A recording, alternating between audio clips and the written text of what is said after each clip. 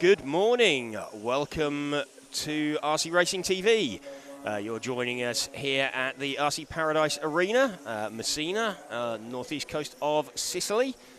Would like to give a quick shout out to our event sponsors: ToniSport, Schumacher, Lens Bodies, Zen Racing, RCXX Shop, Montec and Hobbywing for helping us to bring you this coverage. You're just joining us at the end of practice, so you can probably see on the top of the screen Q undefined. No qualifying has taken place today as yet. These just the cars, this top heat of modified, circulating in practice. We've got about 6.5 minutes left. Then we go into further 5 rounds of qualifying we have today. So we had 1 round of qualifying yesterday. Simon Lauter taking stock and Michael Orlowski taking modified. They've got 1 round in their pockets. Qualifying will be best 3 rounds from 6 to count, with the fastest time as a tie break. You can see very sort of low sun across the track today. We will start moving the cameras around on the circuit in a little bit once qualifying proper actually starts. So just running into the end of 6 minutes. 5 minutes or so, and then at least another 5 minutes. I would say by the end of this race, just be ready to be up there. So remember, if you're joining us on Facebook, to follow the page. You can also join the RC Racing TV group. If you're watching us on YouTube, don't forget to subscribe so you can hit that bell. You can also join up on YouTube, become an RC Racing TV hero. Looking at Ollie Payne, currently looking pretty quick. Story of the really meeting so far from practice yesterday into the first round of qualifying. Getting the car to deal with bumps, getting the cars to deal with the bumps down the main straight in particular, off the end of the main straight, and trying to get a car that is good over a 6-minute run, 8-minute run even, sorry. People are having good cars for 6 minutes. Whether that's something that's sort of quite quick at the start and then fades away a little bit towards the end of the run, or whether you've got something that's a little bit slow, a little bit steady at the start of the run and comes good towards the end. Able to power it round. In terms of timetable for the day, we're going to have 2 rounds of qualifying this morning, starting in around 10 minutes time. The first round of qualifying, we have got 5 heats of the stock class. We've then got 2 heats of the LC racing support class, and then finally 3 heats of modified, which is what you're seeing going around the circuit at the moment. The 6.5 turn, sorry, 6.5 turn Blinky is the modified class that is running here this weekend.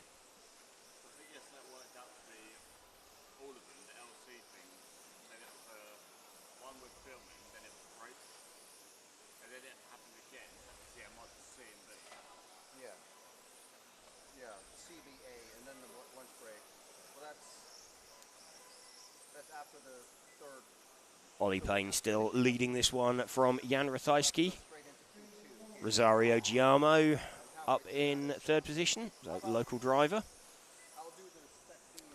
Again, this is just the end of practice that they're coming to. Got just under 3 minutes of this practice heat remaining. Being seeded in practice over 3 consecutive laps. Ollie Payne with the hot lap at the moment, 10.062.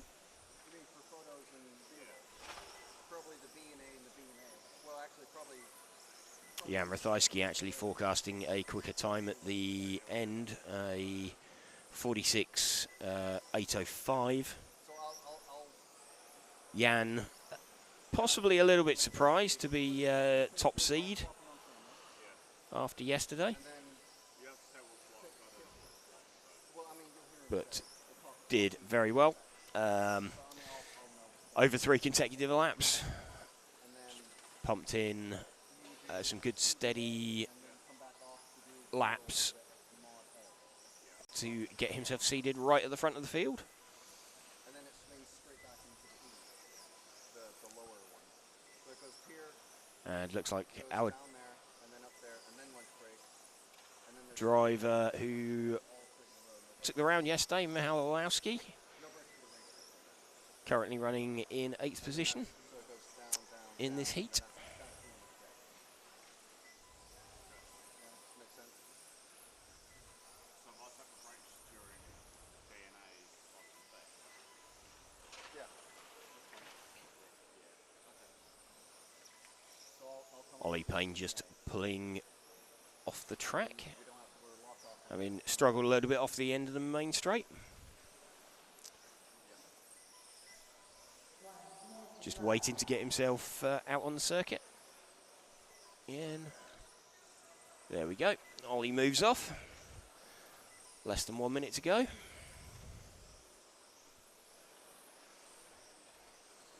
then Yep. you go back on camera for the C and the B of mod, and then B roll. I'll swap them for the A, fine, Coming up to 30 seconds left. Jan Rathajski looking like he's going to win practice. These are the top guys of mod right now. So, I mean, those are the things for the rest of the day that'll be up there at the top.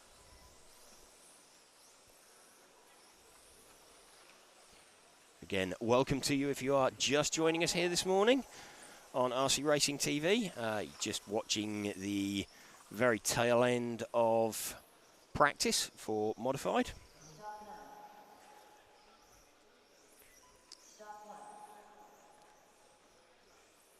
Joining us here on RC Racing TV from Messina on the northeast coast of Sicily.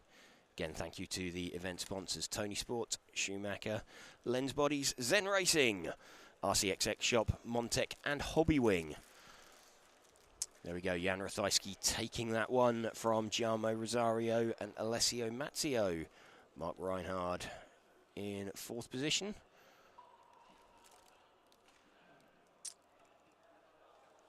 First heat of Spec getting set to go. As you can see on the screen, don't forget to subscribe. Hit that bell. Last shots, please. Drivers, stop the car. Must be naturally. Last shots, please. Power set. Parker. Mary. Salva. De Giovanni. WH in the car.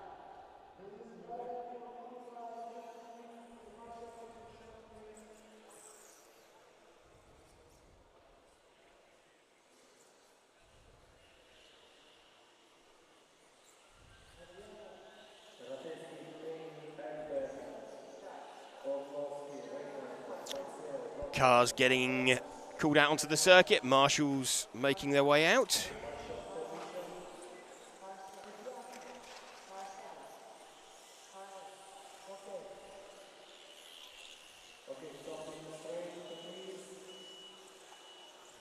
So Gianluca Lino, Alessandro Calarese, Freddie Parker, Mario Neri, Francesco Salva, Gianfranco Di Giovanni.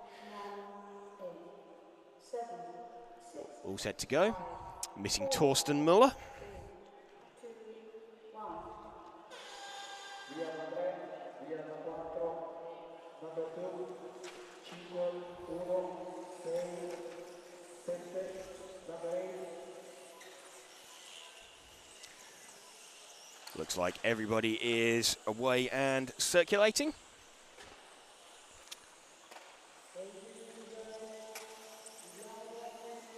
Early leader is Calarese with the number 4 car. I believe he is the car just coming down the main straight now.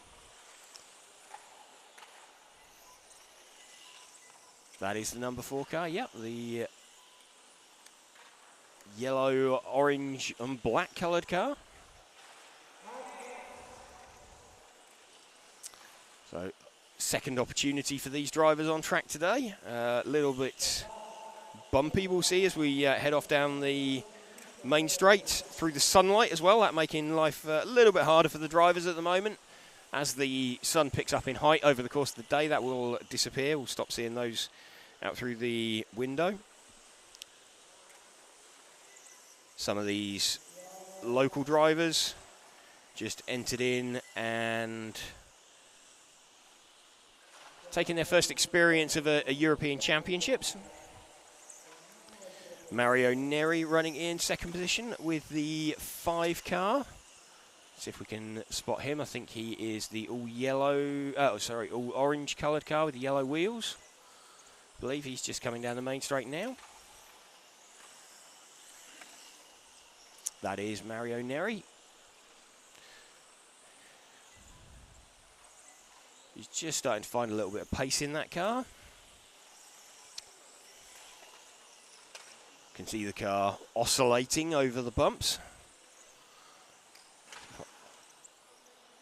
Hopping around. That's really going to be the story of the weekend, really, is how people are managing to get their cars to drive and stay flat, stay settled for an entire 8-minute run over the bumps. That was a little bit unfortunate there for Mario. Got slightly assaulted by the number 7 car.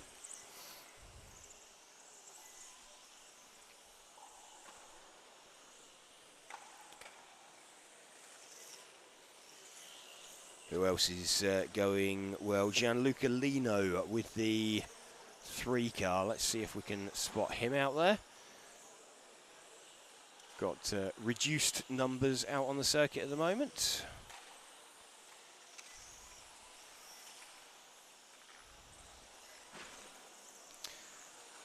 So I seem to have picked him up. Looks like the white and blue coloured car. Yeah, indeed it is. So Ben doing a great job on the camera, managing to pick him up, locate him for us.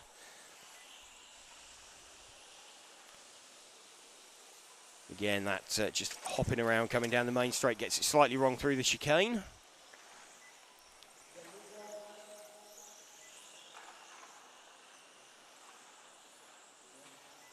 So the quick cars all together on track at the moment. You can just see coming off the end of the main straight, if you get that turn in just right, you gain so much time on the other cars around you.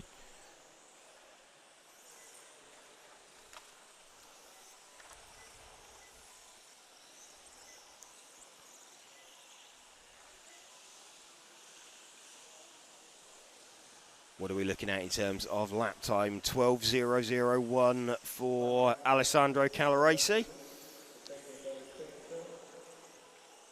Fastest lap actually from Freddie Parker with an 11.672. Let's see if we can spot Freddie, if he is circulating out there. Yes, he is. He is the white and green coloured car. Yep, got him on screen.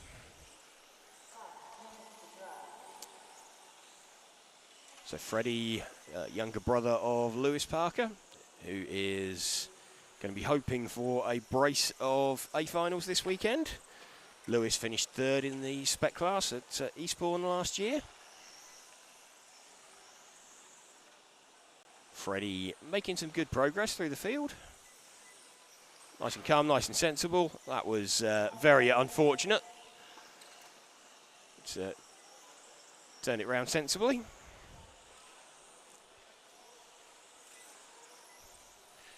Going to be a slow lap from Freddie. That'll drop him down the order a little bit. But certainly lapping quicker than most of the cars out there. Showing quite impressive restraint, actually, behind the some of the lead cars. That's car 3 that he's following of Gianluca Lino.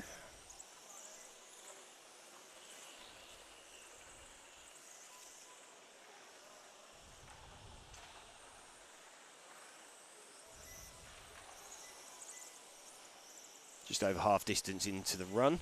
This is the point where we're going to start maybe seeing some of the cars becoming a little bit loose off the end of the main straight. if the form follows what we've already seen over the rest of the weekend and in practice this morning. Another small mistake from Freddie there through the chicane.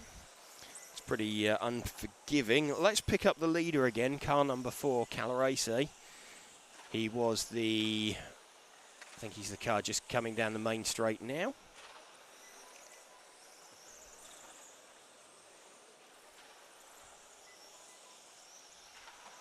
And just puts it on his roof, so commentator's curse.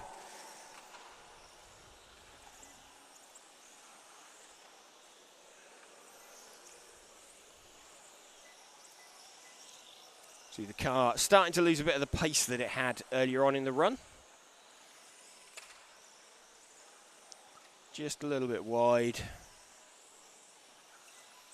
So driving around the middle of the track, a little bit of understeer, a little bit of push. That's okay, you can kind of live with that at this stage on the run. A little bit of oscillation as he comes out onto the main straight. Turns in quite nicely at the end of it. Woof, that was close as he comes back and some traffic rejoins just behind him.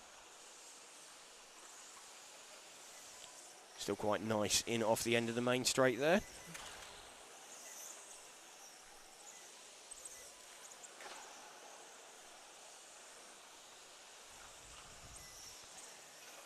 We've got just over 2 minutes of the run remaining.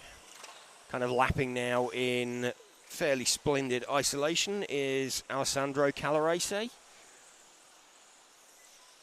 We're looking at out in front at the moment. Again, welcome to you if you are just joining us here this morning on RC Racing TV for the EFRA 1/12 Euros for 2024.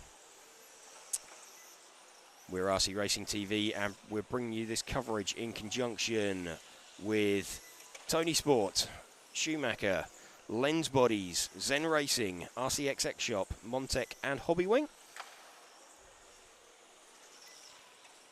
If you're watching us on Facebook, don't forget to like the page. You can also join the RC Racing TV group on Facebook for more information. If you're watching us on YouTube, you can subscribe to the channel.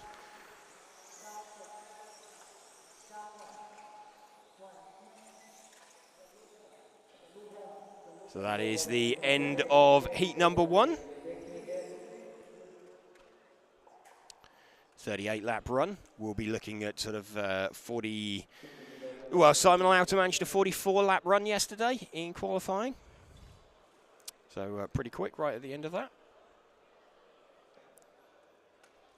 You can also see on RC Racing TV this weekend the H2GP coverage from California.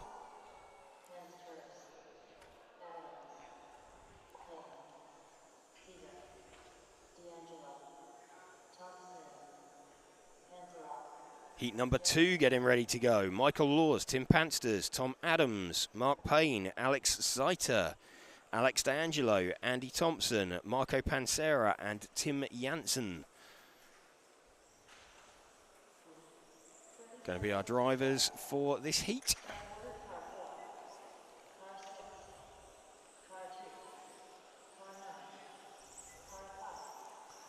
So again, this is the second round of qualifying.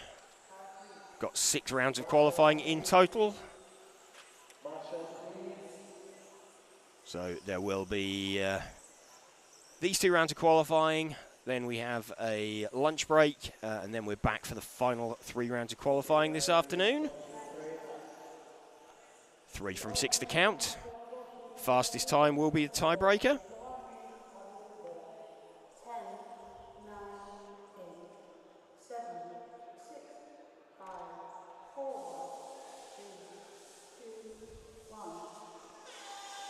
4, 6, 2, 9, Michael Laws leads away. 8, 3, 7. Running the Golf liveried car. Already passing some prone traffic on his roof. That's the 3 car of Marco Pansera that Michael's made his way past. It's again Michael's first international 112 meeting, I believe. looking pretty good, pretty decent out in front at the moment. Coping well with the changing track conditions. Lighting conditions a little bit awkward for the drivers at the moment down the main straight. You can see the sort of low sun coming in through the windows, trying to find, making it a little bit difficult to exactly spot the point at which you want to come in, turn in. Tim Panster's running in second position with the 6 car. Let's see if we can spot Tim out there.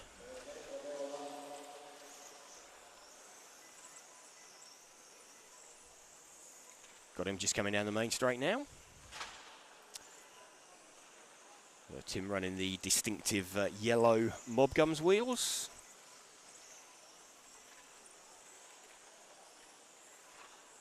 Bit of a double steer there off the end of the main straight for Tim. That's going to make life quite interesting later on if he's still experiencing that. Just so difficult with those bumps that they've got down there. You can see as they run down the main straight, the kind of slight change in colour across the track. That's patches where there's grip, patches where it's laid off.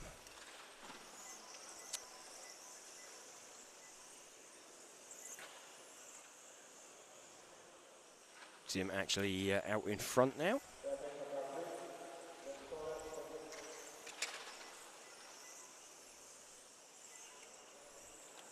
So Michael Laws goes to the front and then he's swapping positions. He's like 0.3 of a second between him and Tim Pansters. Michael in traffic currently, so we'd expect Tim to move to the front then as Michael emerges from the traffic, although someone's just crashed in front of him. I think that was Mark Payne that just binned it off in front of Michael. That's let Tim through to the front on the track as well as on the clock.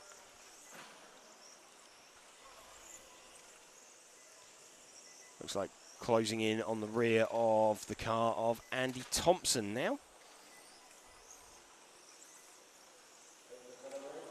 Andy finding the car a little bit wayward down the main straight by the looks of things. 5 minutes of this heat remaining. Alex D'Angelo's got himself up into second position with the number 1 car. Let's see if we can spot him.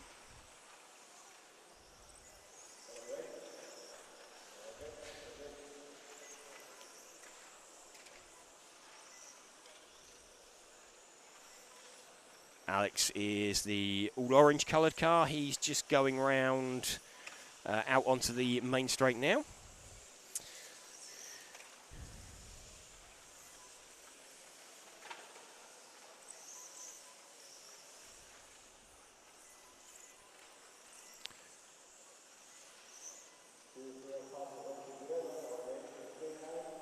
Alex looked like he started out this heat quite late relative to the others.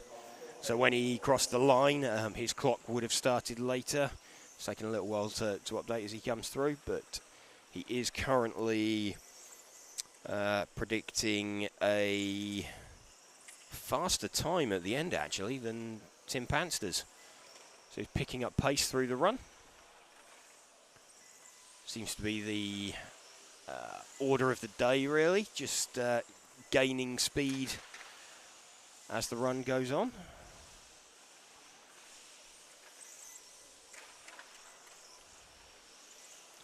Past the car of Mark Payne. So closing in on Michael Laws. Michael stoves it into the barrier in front of him.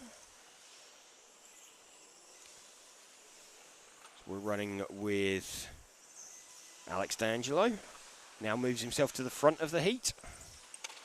He's got himself in front of Tim Pansters.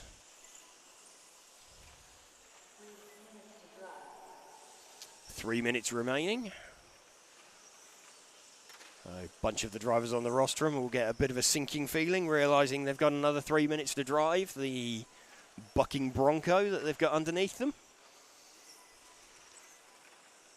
We've got some kind of issue for Michael Laws. Just see him pull off the circuit out of the corner of my eye. There we go. He's just been passed by one of the two quick cars. So Alex Angelo we're running with, this all orange coloured car. He's a couple of seconds down the road. He's got like 2.9 seconds in his pocket now over Tim Panster's. So his car just getting better and better and better as the run goes on. Got a gaggle of traffic in front of him, first of which will be Andy Thompson. He'll be looking to make his way past. Andy runs a little bit wide on the exit of the corner. There we go. That's one successfully negotiated. Always difficult as a driver when you're on a good run and you're catching this sort of group of traffic in front of you. You're trying to think how you can best navigate your way through it. Of course, they're obliged to get out of your way, but especially at European Championships, it's sometimes drivers that you're not necessarily 100% familiar with, not like you'd sometimes find at a local or a more local race.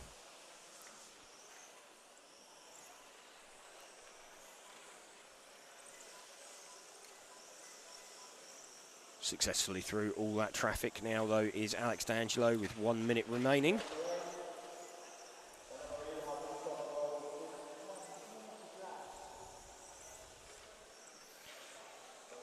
David Ongaro joining us on Facebook, saying Alex D'Angelo on fire. Yeah, he absolutely is. So good to see you joining us, David.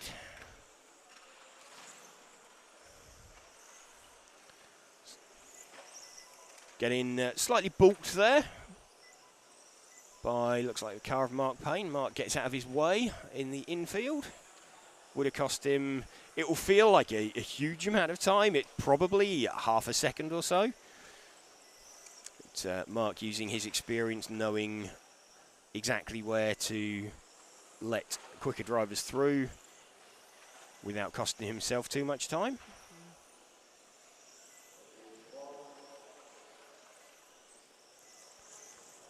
Final few seconds for Alex D'Angelo.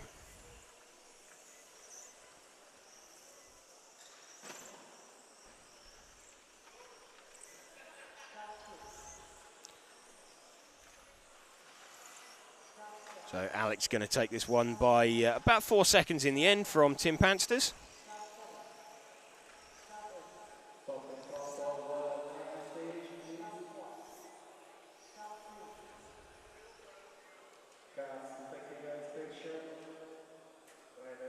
So that is heat number 2 done. Getting set for heat number 3. Again, welcome to you if you are just joining us here on RC Racing TV on this Saturday morning. Bringing you coverage of the EFRA 1/12 European Championships from Messina on the northeast coast of Sicily. I'd like to thank the event sponsors, ToniSport, Schumacher, Lens Bodies, Zen Racing, RCXX Shop, Montec and Hobbywing for helping us to bring you this coverage. If you're just watching it for the first time, you want to find out more information about RC racing in general, you can check out the EFRA website, efra.ws.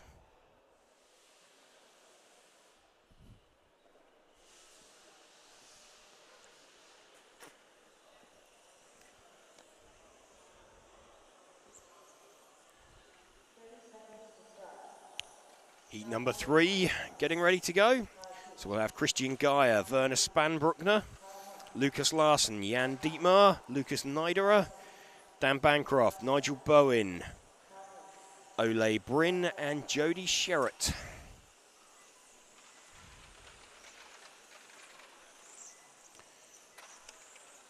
Already sounds like we've got some cars oscillating down the end of the main straight.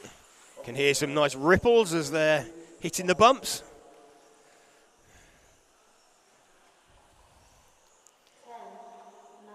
You see Mark Payne looking on Italian Amazon, seeing how quickly he can get a toaster delivered to the villa.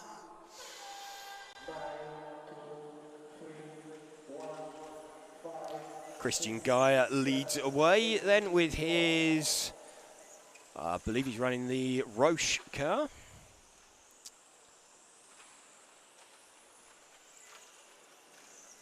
I'm starting to hear the familiar sound of the tick-tick of the body shells rubbing on the carpet as they come down the main straight. Haven't heard the boom yet.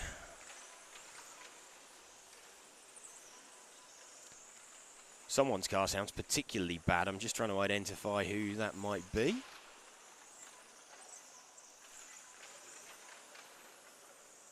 Christian Guy going quite nicely at the front at the moment.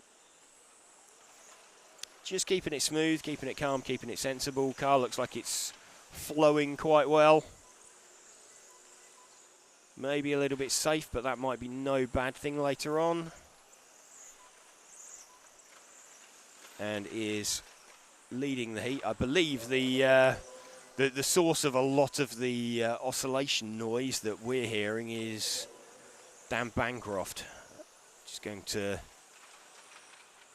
double check. Yeah, let's see if we can pick him up. He's the all-white car, number 6. Let's just watch him as he comes down the main straight. And you can see the car hopping all the way down the straight there. He's not going to get an awful lot of front tyre wear, mainly because they're not in contact with the ground. As you see, as he runs down, the car hopping, bouncing, that does not look pretty at all. There's going to be an awful lot of pickup on the bottom of the chassis there. Obviously, when the car's in contact with the ground like that, you've got you're driving a toboggan basically. So you just need to get the car roughly in a straight line, and the car hopping around, pitching, diving, weaving. It's not a nice place to be. So Dan running in 7th position at the moment in that one. The lead car is Lucas Larson with the 3 car. Let's see if we can find him. He is, I believe, the all blue coloured car. That's correct. That is the 3 car. So this is our leader. Lucas has pinched the lead of Christian Guyer. He has done that by catching him on the split, so he'd be what we term in front on the split. What that means is the cars start out 1 second apart. He is currently less than 1 second behind. Pretty close between the two of them. There's currently about 0.2 of a second. I think Christian's going to be back in front now with a bit of a scruffy lap there. Yeah, Christian Guyer is just in front, so Lucas will just want to try and drive back up into that gap that's created in front of him.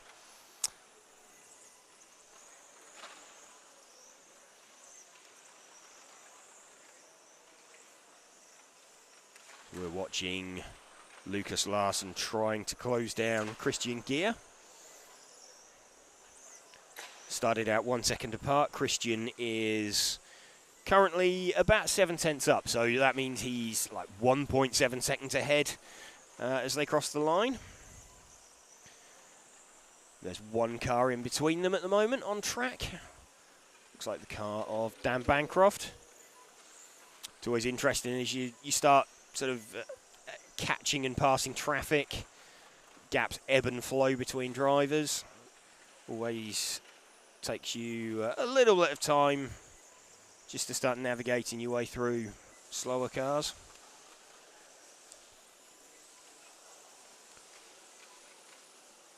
Christian seems to have pegged that gap.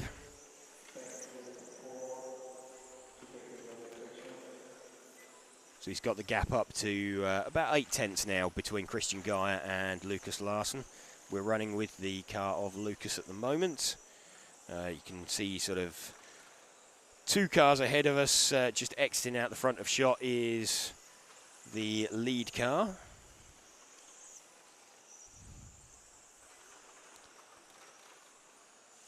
Let's see if we can pick up the leader again, actually, of Christian Guyer. He is the white, yellow and blue coloured car. There we go.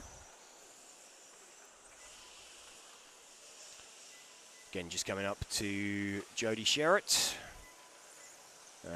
Nigel Bowen gets out of the way very nicely. So Christian now in front of Jody. Christian's now got a lovely clear track in front of him. Lucas Larsson would have closed in a little bit during that, but now Lucas has got to navigate that traffic of the bouncing Dan Bancroft. And Jody Sherritt, who gets out of the way. Dan cheekily follows him through, actually. Dan's car, despite the bouncing, Dan still lapping kind of respectably.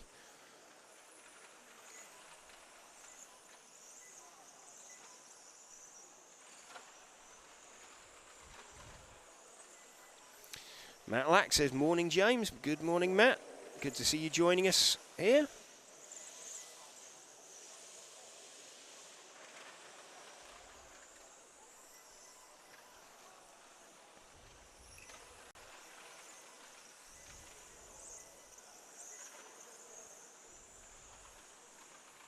Christian Gaia running in second position at the moment. Lucas Larsson has pretty much caught him, running with the blue car behind him. So this the sort of lead two cars.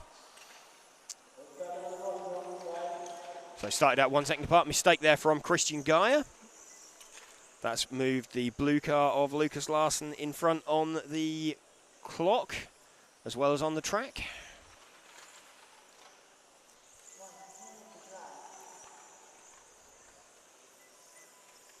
One minute remaining. At this stage, when you're up there on the rostrum, you hear there's 1 minute left to go. You just want to bring it home. Coast it round.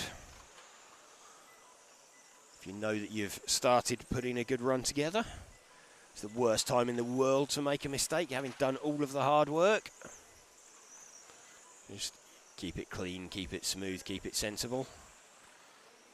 Lucas Larsson about 3 seconds down the road, 2.7 seconds down the road now from Christian Gaia.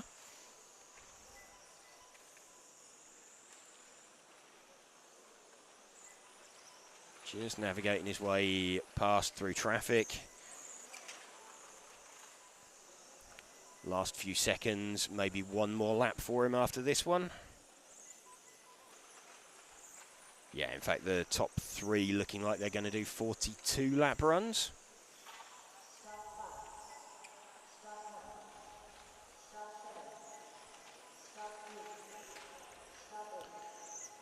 Indeed, top three do manage 42 lap runs. Werner Spanbruckner just about made it through.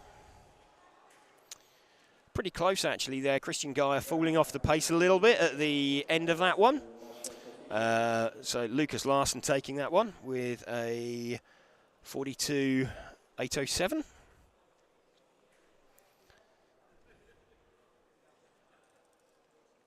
Mark Payne just coming in for a bit of a look. Look at people's times. Thinking, why aren't I that fast? It's very hard to drive this track. The bumps are outrageously bad. It looked like Dan Bancroft's car was fairly bouncy then. Yes, So. it's just really hard work. And don't really think many people are having an enjoyable time with it. 30 seconds to start. But hey, it is what it is. It's the same track for everybody. And funnily enough, the guys that are good are still good, aren't they? Yes, yeah, absolutely. The quick guys are still quick. Right, I'm going to get back to it.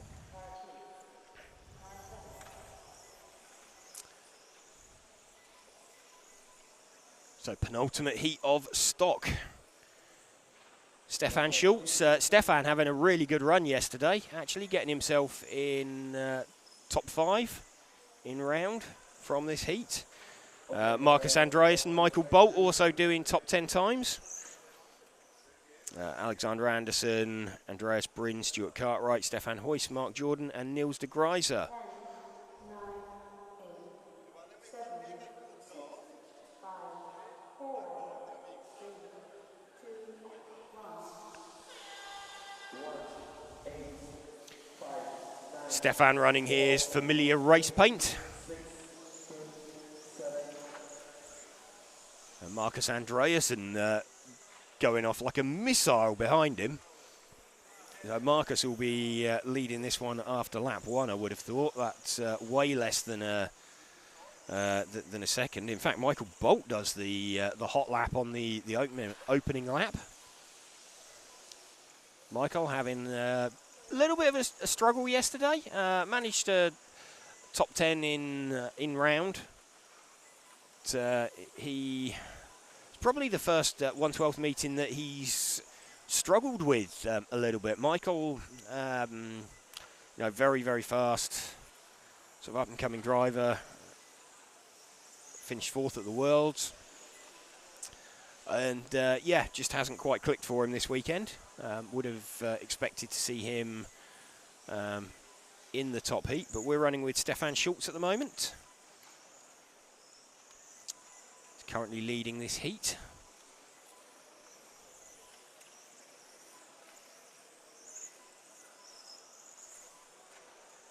From Marcus Andreasen and Michael Bolt. Stefan now starting to catch the traffic. That is Mark Jordan, I believe, that's just got out of his way. There's some good pace coming together from Stefan Schultz. He'll be probably looking to, if he can consolidate his top 5 in round yesterday. He was 5th in round. So if he can consolidate that, could start to look pretty strong for an A final. If he can get another sort of mid-top 5, then he's got 2 from the 3 that he needs. So should put him in quite a good position. Let's see if we can pick up the car of Michael Bolt. So he's a couple of cars back. He's the orange and blue coloured car. Just coming through now.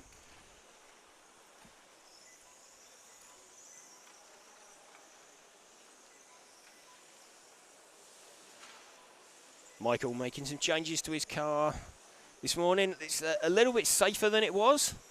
Not necessarily quite so quick over a single lap, but a bit of a better car over 8 minutes. He's closing in on the back of Mark Jordan. Mark dives out of his way. Stefan, though, has absolutely gone out in front. Andreas Bryn now up into 2nd position. He is about 3/10 up on Michael Bolt. See if we can spot him. He is the white and red car. Andreas just coming out onto the main straight now. See if we can follow him. There we go. Andreas Bryn looking to put in a decent run if he can. Where was Andreas yesterday? Was 12th in round 1.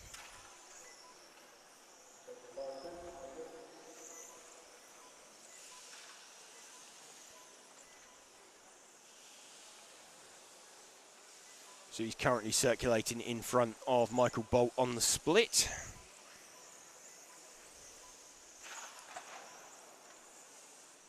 About 3/10 of a second between them. It's up to about half a second now, actually. And Stefan Schultz is like 2.2 seconds down the road from that.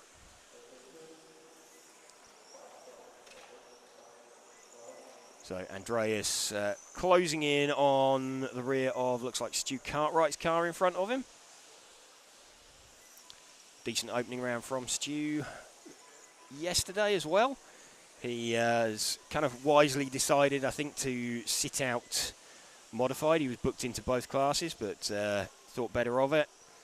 Thought he'd focus on the stock class. Small mistake there through the middle of the chicane from Andreas. That's dropped him off. That's going to cost him a lot of time, actually. He's hopped the track. Rather than get a marshal out there, he's done the right thing. He's carried on back round, but that's going to have cost him a huge chunk of time. So Michael Bolt back up into 2nd position. Niels de Greiser, he had a body tuck as well at the end of that. Niels de Greiser up into 3rd position with the 7 car. See if we can find him.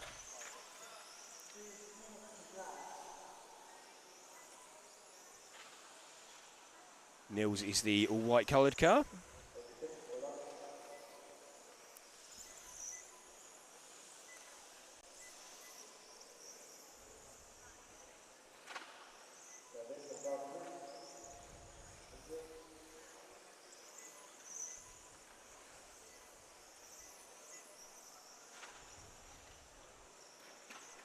And in fact, we've had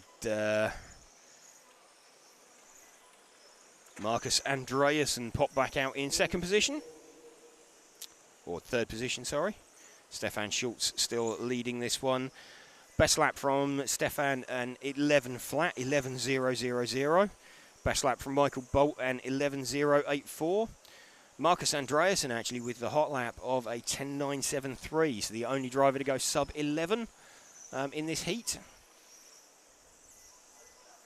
Marcus was the orange and white coloured car.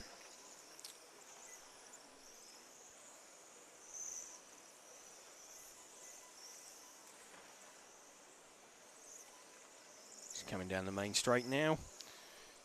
Car a little bit hesitant to turn in off the end of the straight.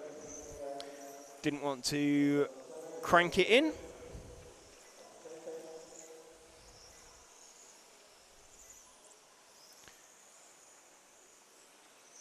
Stefan Schultz, those 3.5 seconds in front of Michael Bolt.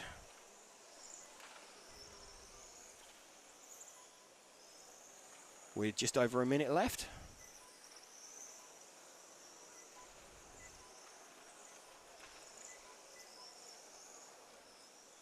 Stefan doing everything he needs to.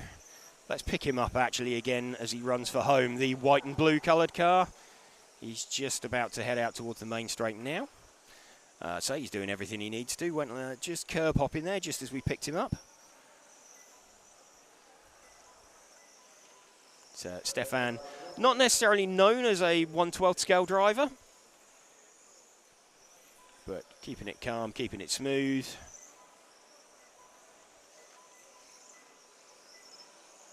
Very calm, collected. 30 seconds left.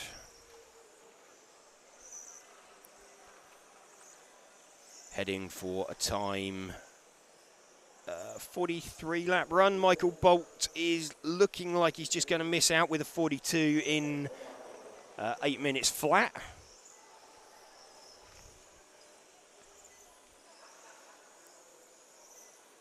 So Stefan Schultz, who we're running with at the moment, looking like he's going to quite comfortably get through for the extra lap.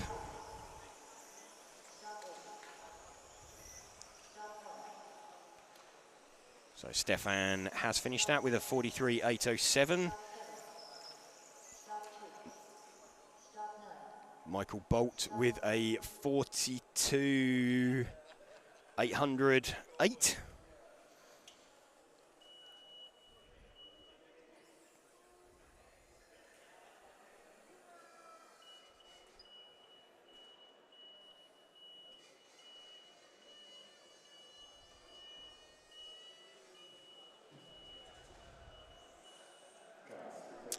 Top heat of stock then, getting set. Ready to go. Stefan Schultz will be happy with that, I think. That's another top 10 coming in.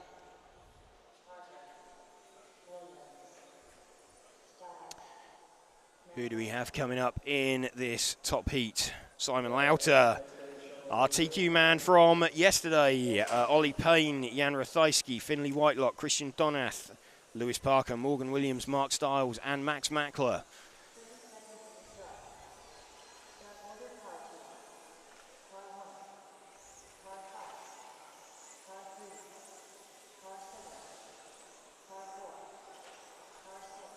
All cars just checking themselves in. Again, welcome to you if you are just joining us here on RC Racing TV.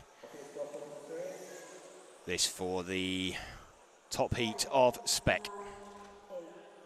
7, 6, 5, 4, 3, 2, 1. 2, 1, 5, 3, 7, 4, Simon Lauter, well, led away, but then pulled over and let Ollie Payne go. I wonder if that's a bit of a tactic, because Simon wasn't particularly quick for the first couple of minutes yesterday. And Ollie looked really, really fast. So Simon just wanting to ease himself into the run, not feel the pressure from behind by Ollie, but he's already given up over a second on the split. Morgan Williams actually to the front at the moment. Ollie leading this one from Lewis Parker.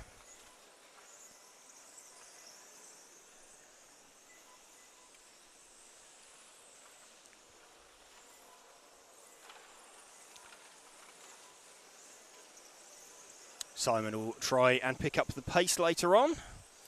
Looks like Finley Whitelock has made a good start as well. Again, he was very, very quick at the start yesterday, pressuring Simon.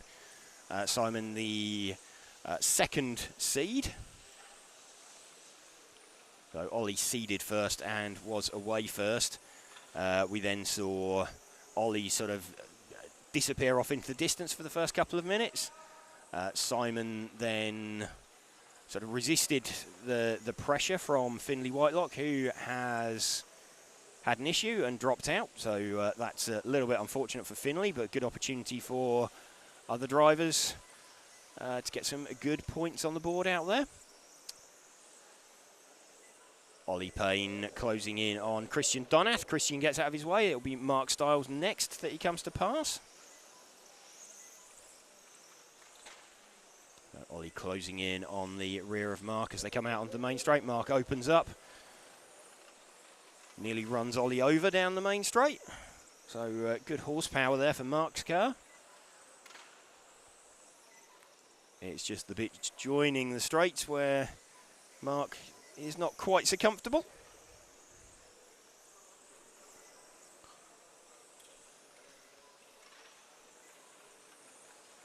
Simon Lauter now starting to wind on the pressure. Let's move our focus back one car to the sort of white and like burgundy coloured car of Simon. He's just heading out onto the main straight now.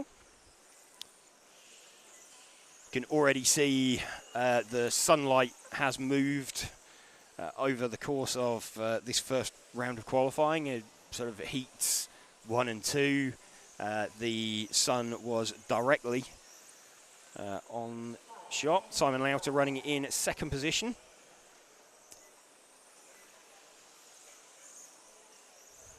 Yeah, actually, I realised what Simon did. He got out of Ollie's way before they even crossed the loop. So Simon not actually costing himself any time at all, but now starting to wind the pressure on to Ollie.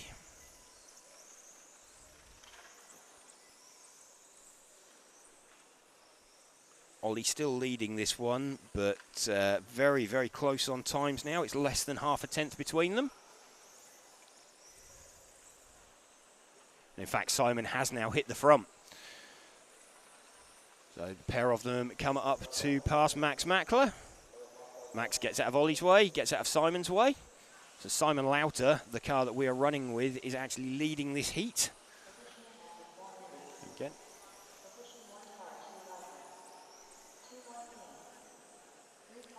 Really very, very close between Ollie Payne and Simon Lauter.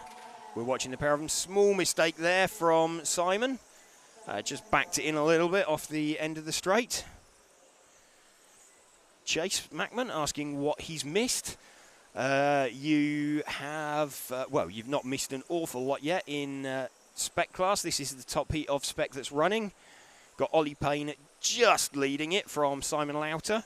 We're running with Simon at the minute, and you can just see Ollie's car out the front of shot. It's around half a second between them. So Simon let Ollie go even before they got to the loop. I think recognising that Ollie had a quicker car for the first couple of minutes, But looks like Simon's taken some of that half a second out of him. He has. It's down to 1/10 between them now. A pair of them closing in on Mark Stiles.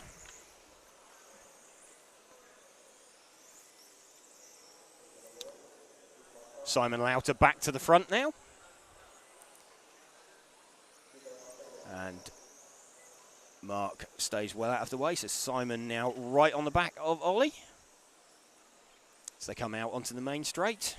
Simon in front on the clock. 2.5 minutes left. Let's just watch these two. Simon with a round win from yesterday. Ollie will be looking to nick that back as well. Front three of Simon Lauter, Ollie Payne and Jan Rathajski all predicting 44 lap runs. So mid 44s at the moment for these two we're watching, expecting that to drop off very slightly. I think looking at Jan's current predicted time with just under 2 minutes remaining, I think Jan will drop off onto a 43. These two will probably drop to a 44 in 9, something like that. Still be quicker than Simon's time yesterday. Tie breaks will become relatively important. But be nice to have fastest times in your pocket as well as round wins. Simon Lauter and Ollie Payne circulating together, catching Lewis Parker as they come down the main straight. Simon Lauter, the second of these two cars, started out first, let Ollie Payne go before they actually got the loop, and there's a coming together there. Oh, that was really unfortunate, actually, that Simon Lauter got turned around and into the barrier. So Ollie Payne is going to have this round by the looks of it, and with a faster time. So super unfortunate there for Simon Lauter, getting caught up and tangled up with, I think that was Lewis Parker that they came together with. And he caught Ollie and also caught Simon. Simon came out of that worst and ended up parked in the barrier. Jan Rathajski's popped up into third position. Max Mackler up into fourth, although Simon's just nicked that back off of him. So super unfortunate for Simon there, having an awful lot of pace, looking like he had everything he needed. But I think Ollie Payne's going to take this round and what's looking like a new fastest time. He's currently showing a 44 in 9. Let's just see if he drops off any further. Simon managed a 44 yesterday.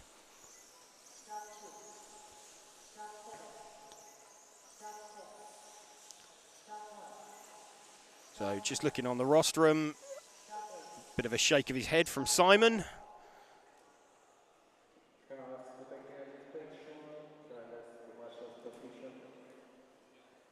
So Lewis, having a little bit of a talking to from Javier. And shake of the hand from Ollie and Simon as they come down. So there we go, a 44.809. So Ollie takes the round and has a new fastest time as well. Ollie Baltink says not the nicest move from Mr. P. No, it was a little bit unfortunate. So bit of a shrug of the shoulders from Max Mackler, but fourth, he's happier with that. We don't need to hide the knives from him. Getting a bit better. So getting a little bit better. So yeah, Ollie Payne then with the new fastest time. What have we got overall in round? So fourth in round there for Max. So starting to progress up the order. But Ollie Payne taking that round. So Ollie and Simon with 1 round each. Jan Rathajski with a second and a third. Stefan Schultz, 2 fifths in round. Lewis Parker with a 6th and an 8th. Michael Bolt with a 7th in round and a 9th in round. So a couple of heats of the LC Racing class now.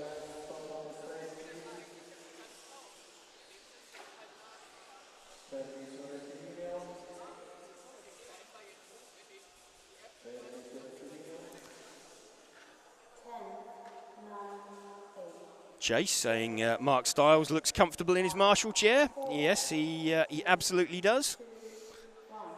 Over to the left-hand side of your shot on the timing screen.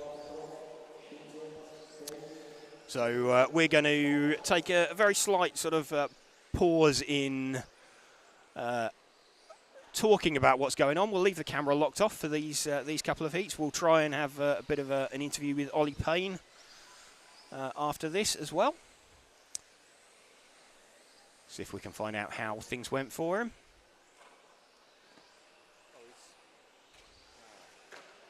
Is that him? No. Is that Ollie there? Shall I go and grab him? Well, he's not. I mean, he's not marshalling. No, he's not marshalling now, so he's marshalling the next one. I'll go get him. I'll bring him over.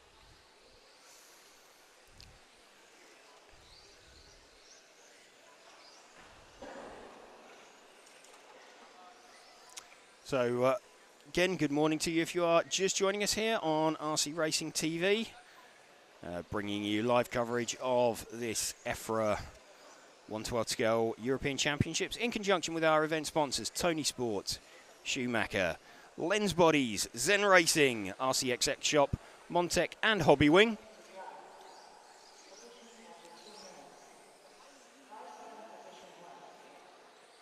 Just trying to get hold of Ollie Payne for a quick chat.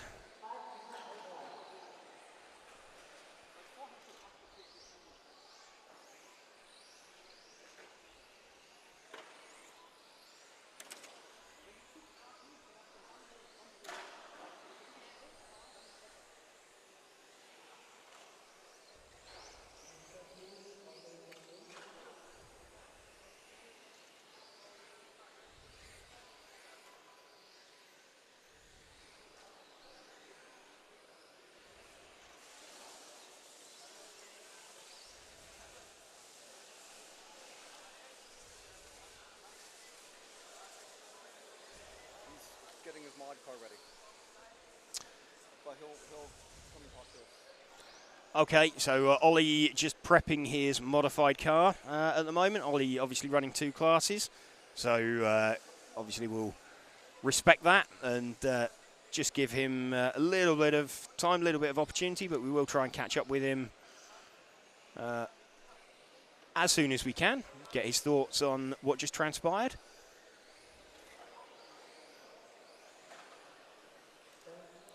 Ollie Payne taking the round for stock.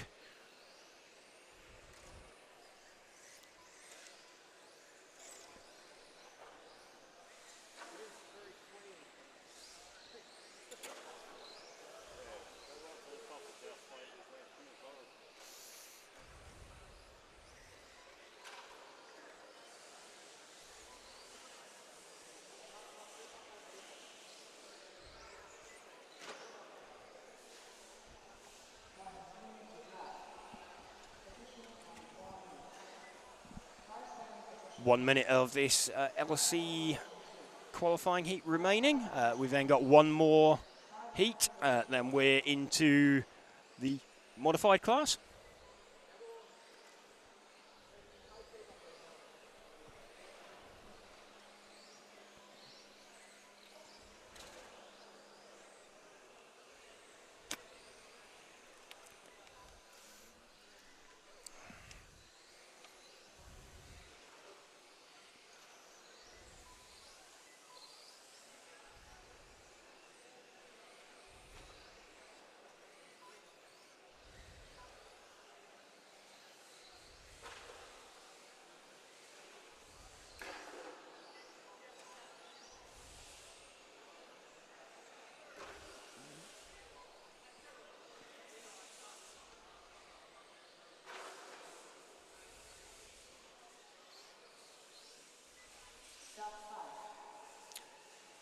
Just coming to the end of that heat of the LC class. So just using this to give us a little bit of an opportunity. It's going to be a bit of an epically long day. You want to have it?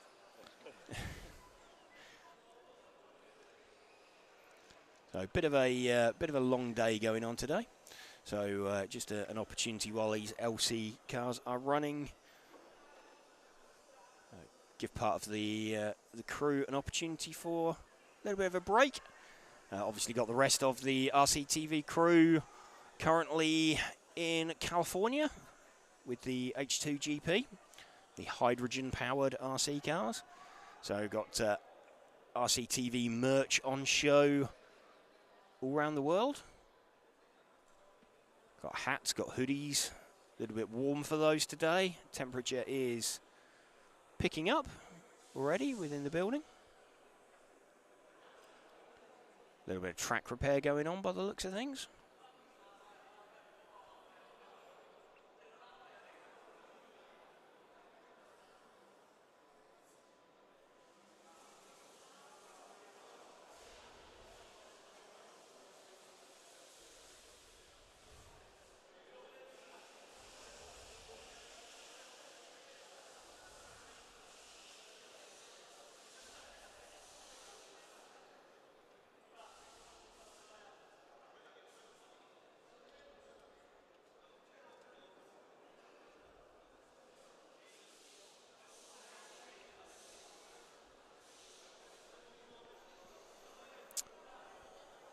So if you're just joining us, seen Ollie Payne taking round number 2 of the Spec class.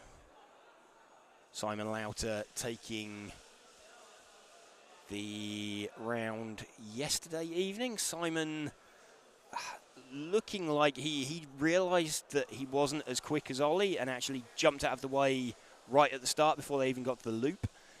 Let Ollie go away at the start and tried to settle in behind him and then drive into the gap behind him.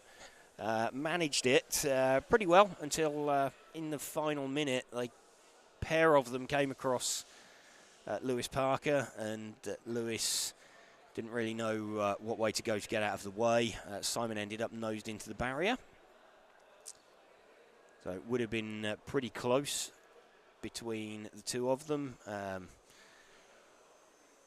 Simon looking like he probably had it at that point. He only needed to finish sort of on the bumper of Ollie.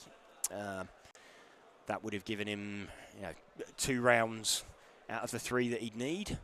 But it's now 1 round each. Ollie slightly advantaged because he had second in the first round. Simon managed to recover to 3rd.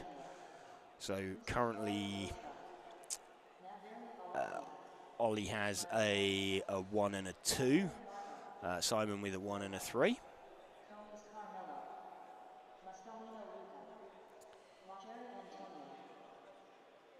We've got modified will be coming up shortly. We've got one more 5-minute run of the LC class.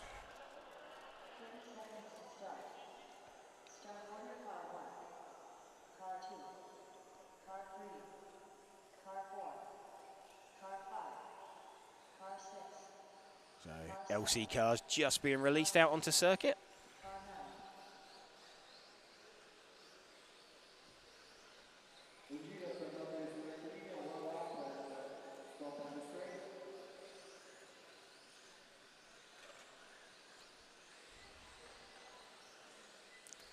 Five minutes of these guys. Stop on the side, please.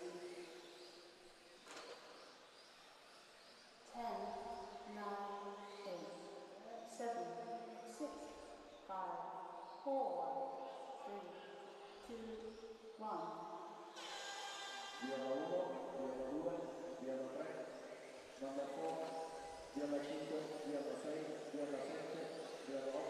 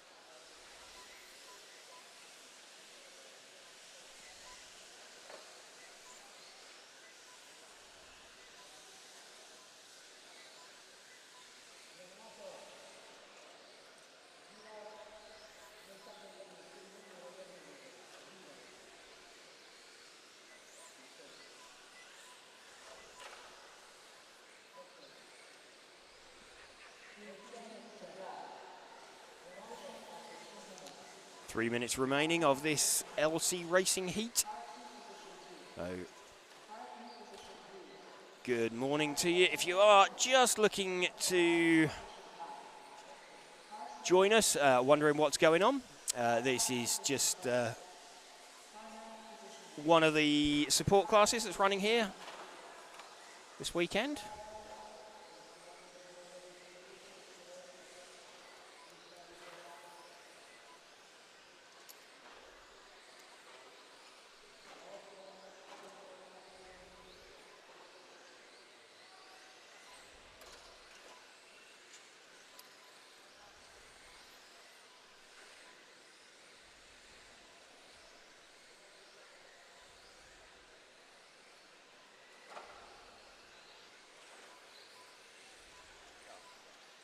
Also YouTube description.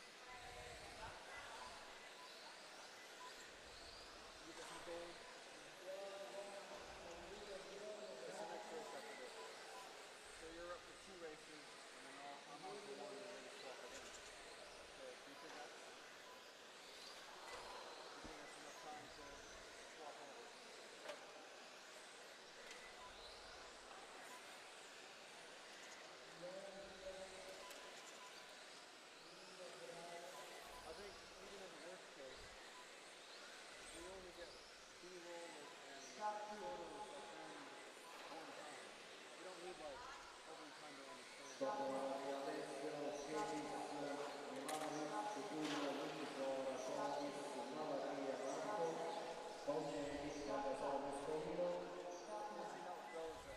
dopo Moscovino, quindi deve entrare, macchina da verifiche e andate a raccogliere.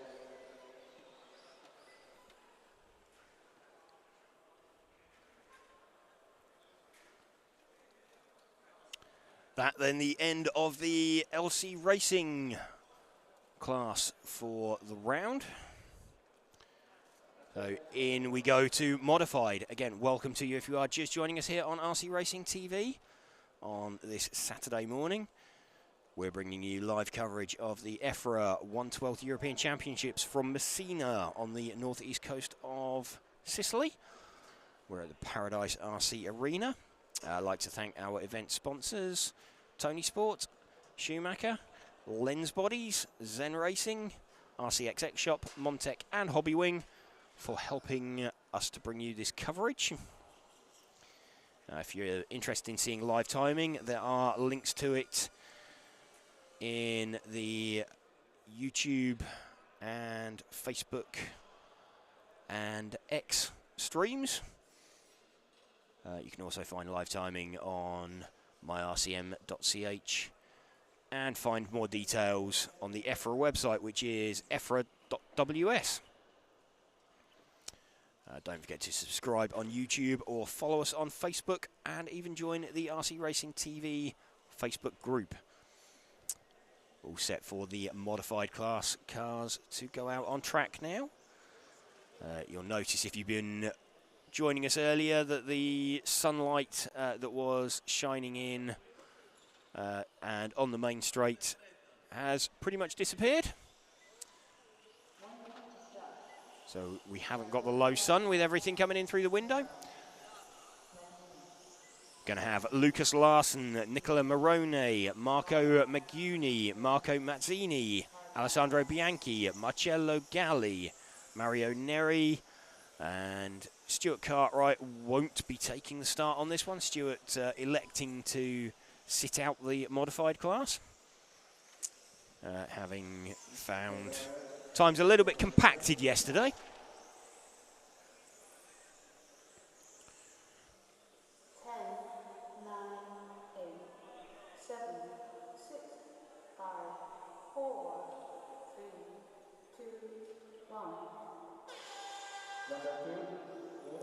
Lucas Larson leads away his all-blue coloured car. Let's run with him for a few laps. These cars a little bit more powerful than the Spec class cars that we saw earlier. Already backwards off the end of the main straight. Cars doing little skippity hops all the way down the main straight. Nice lot of oscillations going on.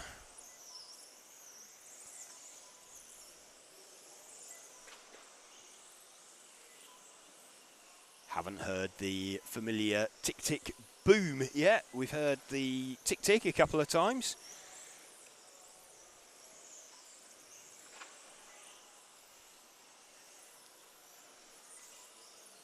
Nicola Morone leading.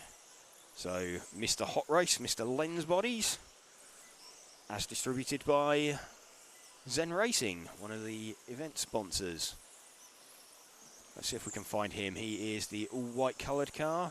There's a couple of all-white coloured cars. It is not that one. So if we can go back to the other all-white coloured car, number 1 of Nicola. He's just coming out onto the main straight now. So Nicola's car bucking and weaving. Here mainly in a support role for his Hot Race team drivers, particularly Alex Hagberg. Nicola working very, very closely with Alex yesterday. And in fact, during practice, was to be seen having Alex bolt new sets of tyres onto his car so that they could experiment and go over a lot more ground. I think Nicola probably at the moment just looking to get a couple of good times in. A couple of good runs in. If he can get himself, I think, into the B final, he'll be happy with that. And then he can look at how best he can help Alex later on. Might be an opportunity to tweak stuff, try slightly different stuff. All in the name of gathering data for Alex.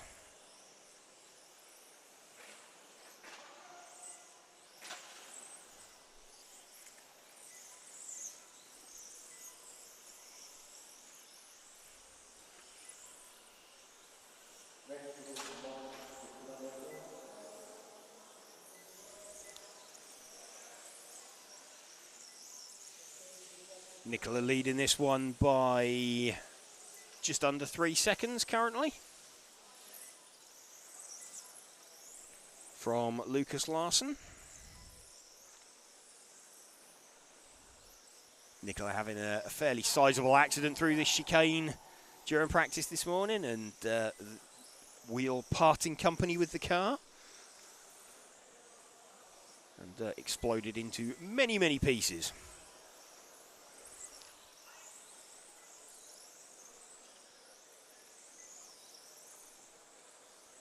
Backing it in there off the end of the main straight, car starting to look a little bit leery, starting to look a little bit loose. This extra power that these cars have.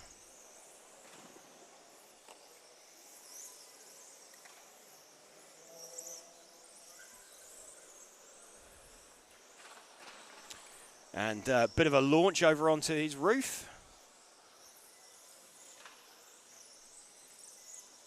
Just checking the car still flat. Still does what he's expecting, and he's just rolling it in. Is that to retirement? No, not, is it? No, I think that's a retirement there then. That's going to put Lucas Larson back to the front with the 2 car. He was the all blue coloured car. Let's pick him up. So Nicola going to drop down the field. There's only 5 cars circulating at the moment.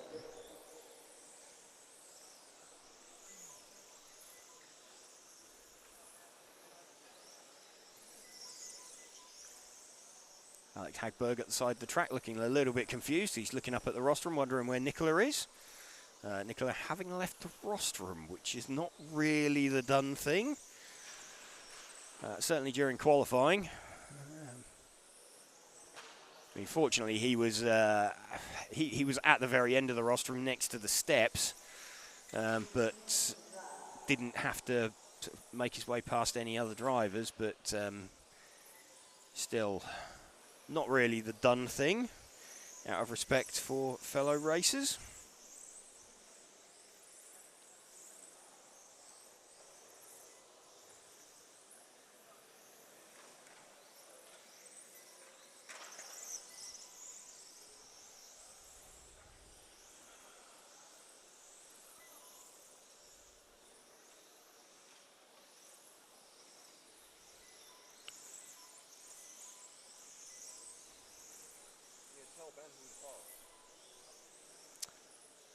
Still running with the blue car of Lucas Larson.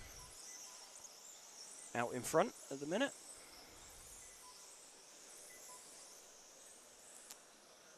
Still 5 cars circulating. Lucas heading in towards very wayward looking 7 car of Marcello Galli. Past him quite comfortably. Now got nice bit of clear track in front of him to drive into. Again, look to see if he can get himself up into the B final. Track action becomes a little bit more intense later on as we get up into the pointy end of the modified class. With the familiar names up there. Michael Olowski taking the round yesterday. But Jan Rathajski also very, very quick, as is Ollie Payne. Mark Reinhard somewhere there in the mix, as is Alex Hagberg.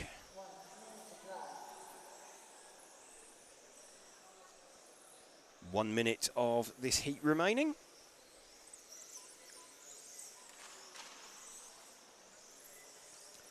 So Lucas will know that there's 1 minute remaining, that he just needs to drive into this gap. Catch and pass people.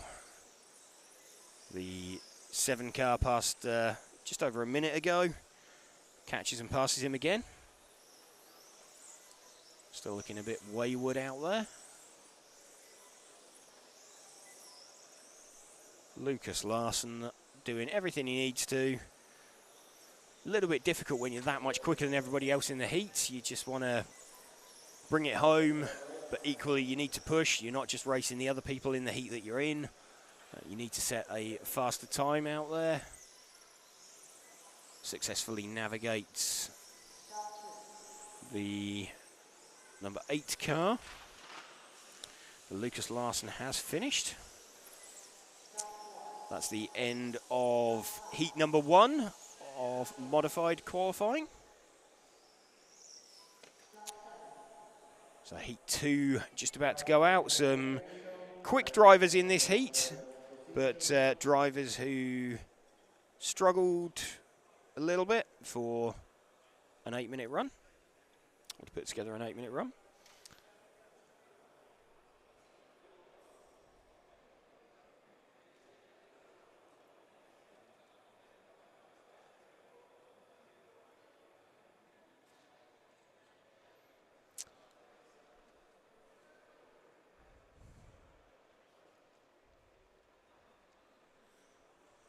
Lucas Larsson then was 12th in round yesterday, so another strong run from him. We'll be looking for potentially a B final. He'd be happy with that, I'm sure. Some more familiar drivers heading out for this heat. Martin Huddy, Thomas Liptak, Marcus Andreasen, Lewis Parker, Alexander Anderson, Christian Donath, Rene Jan, and Alessandro Brunelli.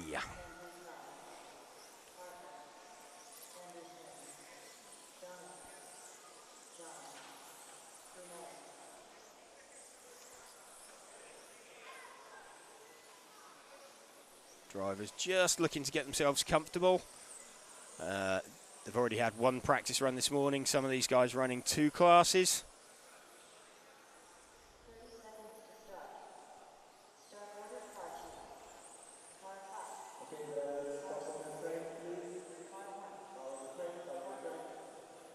So cars just forming themselves up into order. Martin Huddy going to lead away. 9, 8, 7, 6, 5, 4, 3, 2, 1. 2, 5, 6, 1.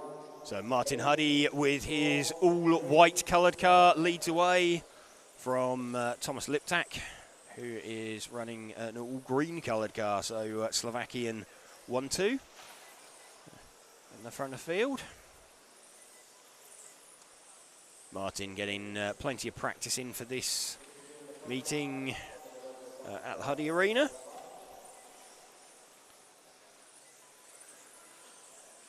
Trying to make a break for it on the opening lap. Christian Donath, the early leader.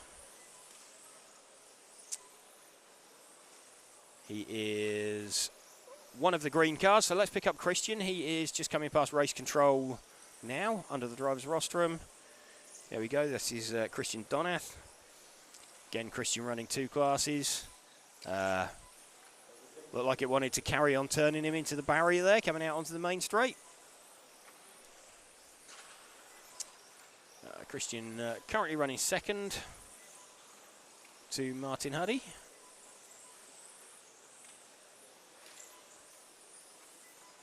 Car looking pretty good for Christian, pretty well balanced. Christian, one of the top runners in Germany.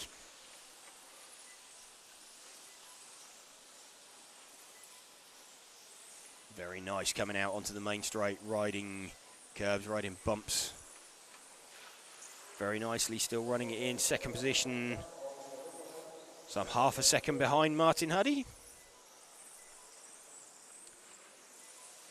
Rene Jan's also going well with the number 3 car. Let's see if we can spot Rene. Rene is the minty green front, white rear car.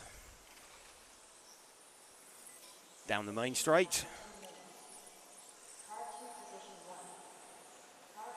Sweeps through. Looks like the car's really sharp on turning for Rene. Maybe washing out a little bit mid-corner.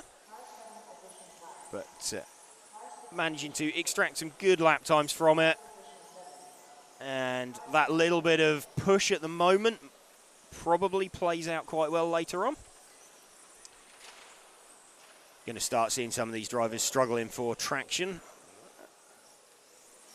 as the race gets beyond the 5-minute point. We're just coming up to 2.5 minutes into the run. Martin Huddy from Christian Donath from Rene Jean. We're running with Rene at the moment. Already car starting to look a little bit leery as he gets on the throttle. And Rene fires that across the curb into the barrier, lands back on his wheels. Car's fishtailing quite wildly now. But expect to see Rene drop down the order like a stone.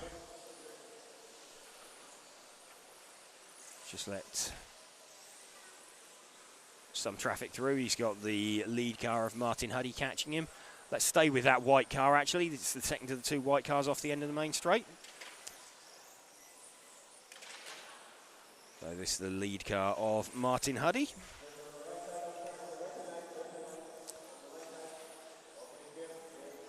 Nice big gap opened itself up in front of Martin there.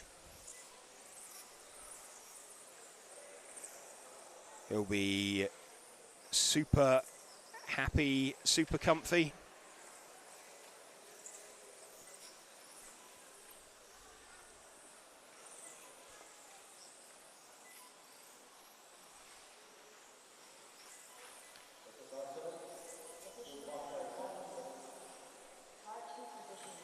Martin Huddy still leading this one from Christian Donath.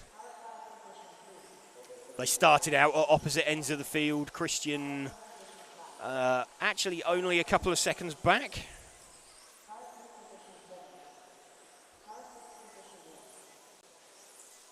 Best lap time though from Martin Huddy, a 10.526. Christian Donath, best lap time, a 10.480.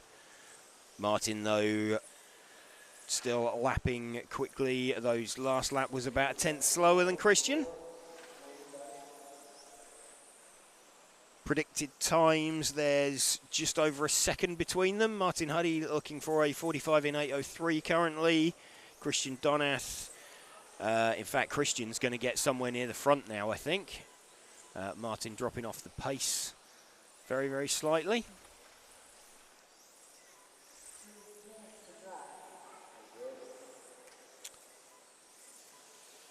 And yeah, Christian's dropped off now. Predicted 44.802. We're running with Martin Huddy out in front. Martin was in round number 1. Martin was 7th in round. So will be looking to get himself up into an A final. He'd be happy with that. Pop himself into the main.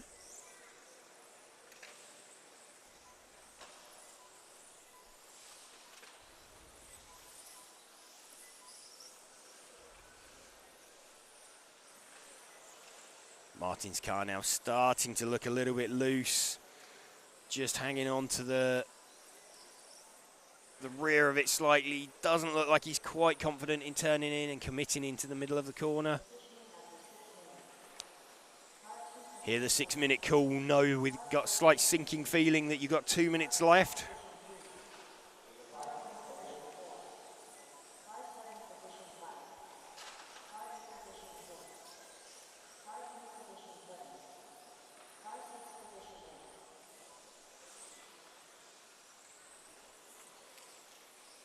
Car oscillating as it goes down the main straight. That's Christian Donath in front of him. Christian gets out of Martin's way. Christian still running in second position. That's not a complete lap that Martin's put on Christian because they started out for about half a lap apart. Christian starting further down the order than Martin did.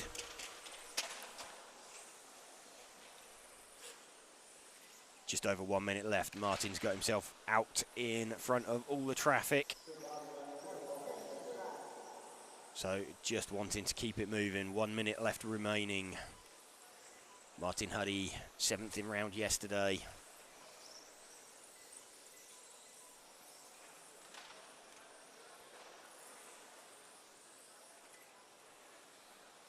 Successfully navigates a crashed car as he comes onto the main straight.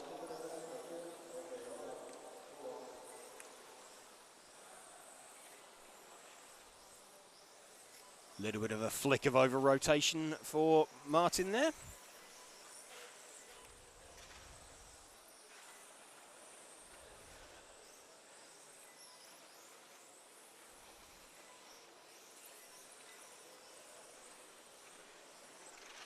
Last 15 seconds. Martin just wanting to bring this one home. Christian Donath and Thomas Liptak going to end up fairly close by the end of this one, I think. So Martin will be relieved to have taken that one. 45.805. Christian Donath going to be a 44 lap run, 44.808. So over a lap up for Martin Huddy in the end.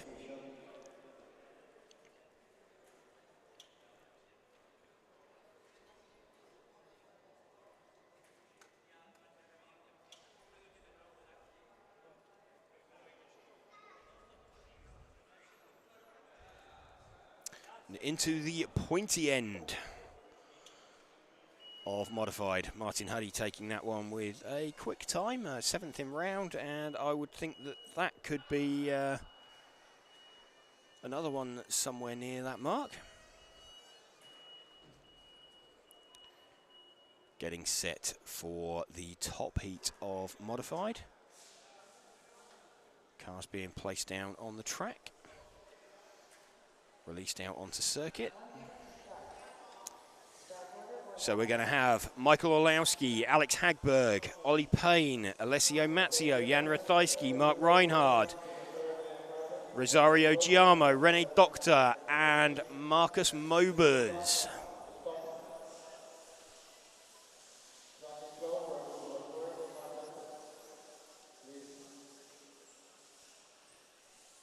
A little bit of track repair going on, some tape going down.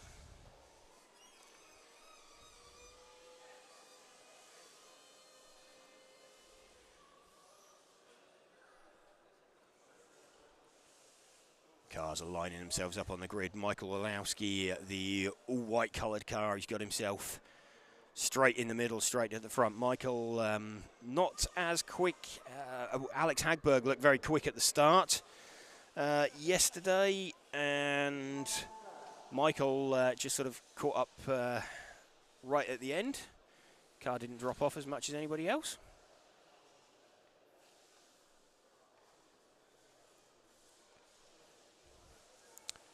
Drivers on the rostrum, just having a bit of a shakedown, get themselves ready.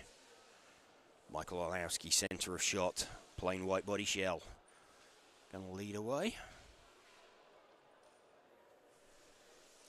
Just a little bit of track repair going on. In fact, Michael just...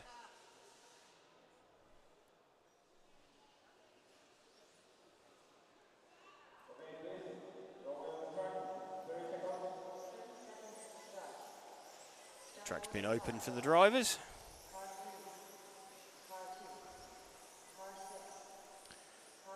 It's just the warm-up lap.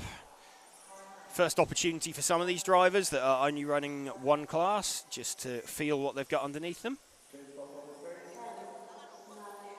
8, 7, 6, 5, 4, 3, 2, 1.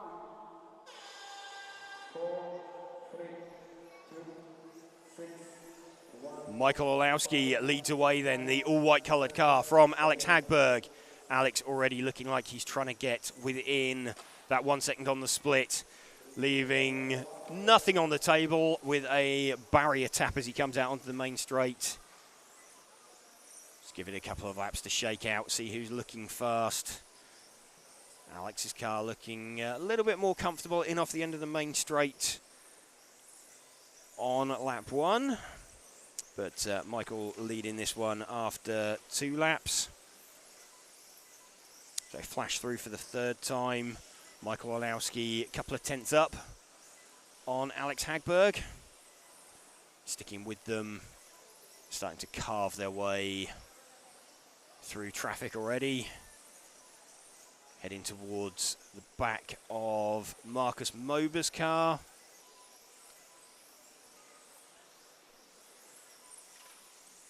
Marcus getting very crossed up off the end of the main straight as Michael catches him. There we go, dives out of the way. We won't know what way to look as the field streams past him. It's Alex Hagberg through as well. So they're going to start seeing this ebbing and flowing. Watching Michael Orlowski. He's lost a bit of time there to Alex Hagberg. Alex definitely going to be in front, but Alex backs it in off the end of the main straight. Alex Hagberg leading currently from Michael Orlowski. Out in front of the field. Hagberg, the second of the 2 cars in shot at the minute. A pair of them catching Rosario Giamo. But Rosario dives out the way. Hagberg still leading this one, started out 1 second behind. Still backing it in off the end of the main straight. Michael not doing that. Michael looking like he's just fading the power off.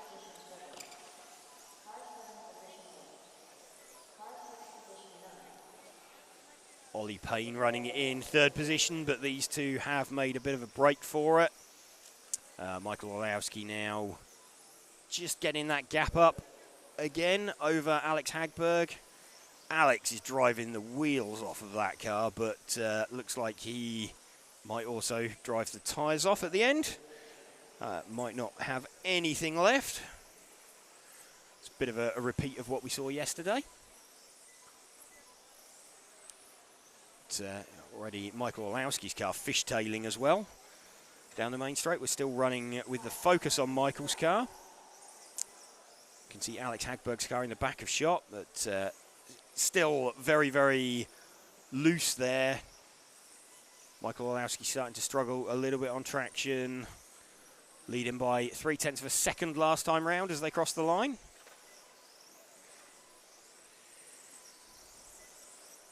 See what the gaps ended up at. It's 3.5 tenths. Hagberg can sniff blood. Olowski looks to have gapped him very slightly though. Alex's car making all sorts of shape. Let's move the focus back onto Alex's car, just to pick him up as he runs down the main straight. That's some maybe not quite so visible on camera, but that's making some really interesting shapes with the front wheels. Car double steering, bucking, weaving as he tries to get on the power. Gap between Olowski and Hagberg now around half a second.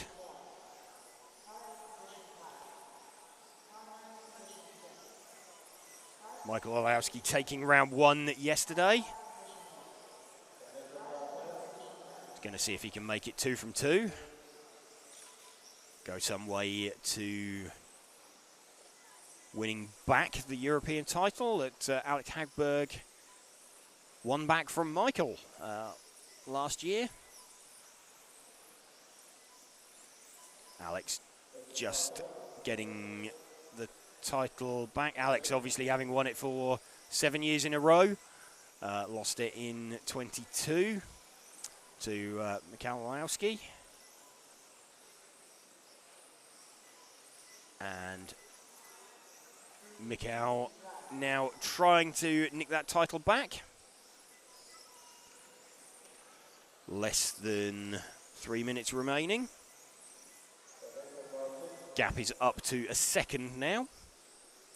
Michael Olowski starting to look a little bit more comfortable. That's where his pace started shining through yesterday. Hagberg giving chase, but the car's looking ragged. Car looks very un-Alex-like. We're running with him on stream at the moment. About the length of the straight now between them. Olowski passes Mobers. Down the main straight once more. Michael's car fishtailing again as he gets on the power. Still just under 1 second between them. Absolutely nothing in it. A mistake will settle this one. 2 cars in between them. Looks like Mark Reinhard and Marcus Mobers. He's past Mark Reinhard. He's past Mobers. So no traffic in between them now. Past Jan Rathajski goes Michael Olowski.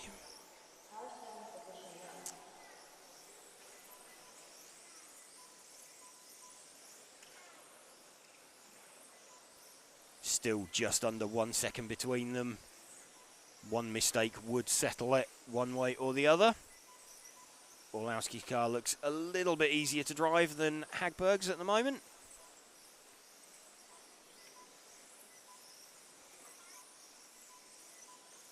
Let's see if we can pick up Michael Olowski again. He is the all-white coloured car. He's just off the end of the main straight now. And navigating his way through traffic. Gap has kind of ballooned. Small mistake from Alex Hagberg. So it's put Michael Olowski in a really good position.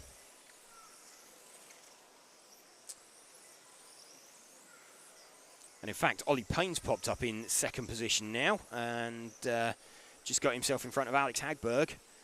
So Ollie, in fact, it's a retirement for Alex Hagberg.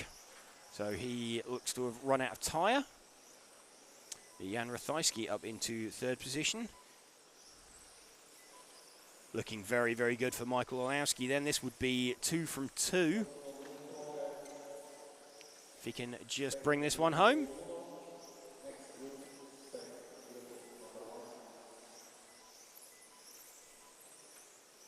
Last 20 seconds.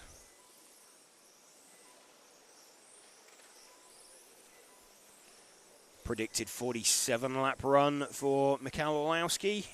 It's a 46.805 predicted for Ollie Payne. So Michael Olowski does take that one.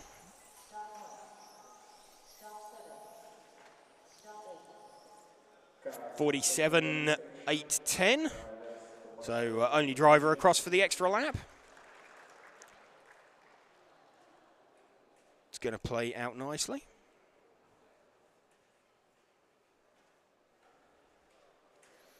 Michael Olowski taking that round then, and that will be 2 from 2 for him. Let's just see what that's done to the overall ranking lists for qualifying, get an update.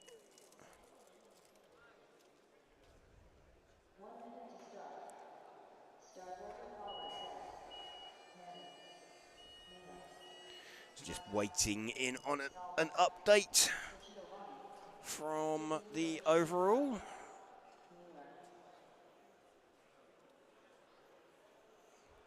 We know Michael Olowski is going to be leading the modified class with 2 round wins. Again, welcome to you if you are just joining us here on RC Racing TV to have a look at our coverage.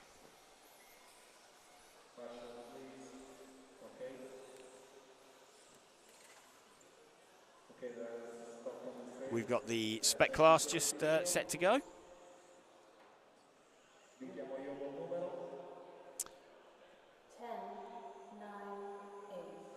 7, 6, 5, 4. Was it working for the 2, top guys? 1. Via la 4, la 5, la 3, la 2, 1, 6, 7. First heat of Spec out on track. So we have Alessandro Calarese, Mario Neri, Gianluca Lino, Freddie Parker, Francesco Salva, Gianfranco Di Giovanni, Antonio Di Bua Giancaro, and Torsten Muller not making a start on this one.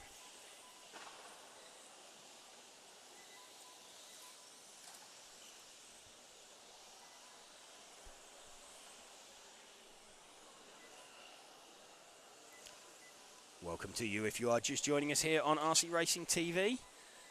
We're bringing you live coverage of the EFRA 112th European Championships. Just watching the start of qualifying round number 3. This looks like the car of Freddie Parker that we've picked up on stream.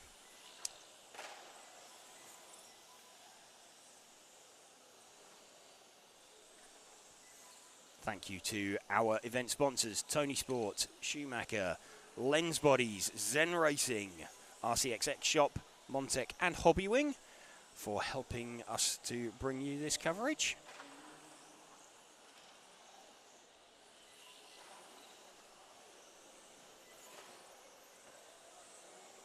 If you're just joining us, wondering what's going on, this is the second qualifying round of the day. Got this round of qualifying, then we'll have a lunch break and a further 3 rounds of qualifying. Best 3 from 6 to count. There was 1 round of qualifying took place yesterday.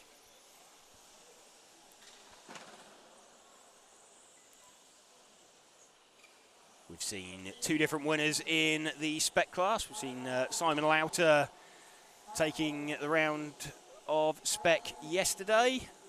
We've seen Simon very, very quick this morning and just losing out as they came and passed some traffic. And in fact, it was the brother of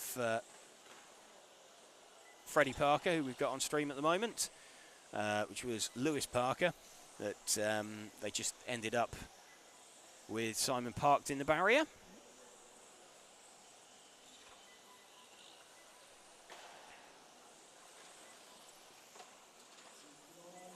With Simon dropping down into third position in round. Mario Neri leading this one with the 5 car. Let's see if we can spot the 5 car out there. I think he is at the all orange coloured car possibly. That is indeed Mario Neri. He's trying to close down Freddie Parker. Freddie has got the slightly quicker last lap. In terms of a hot lap, though, Mario Neri has got the quickest with an 11.6.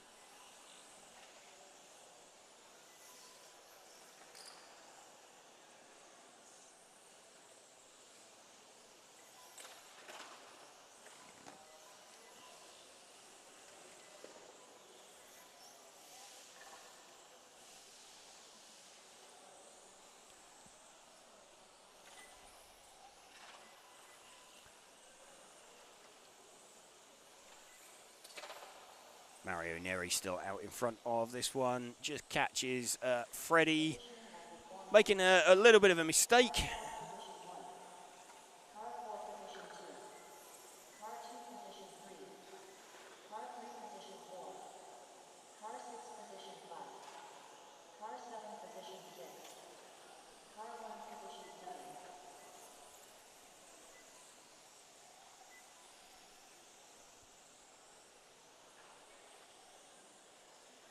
Mario Neri still leading this one. We'll try and catch Michael Olowski after this one as well for a bit of a chat.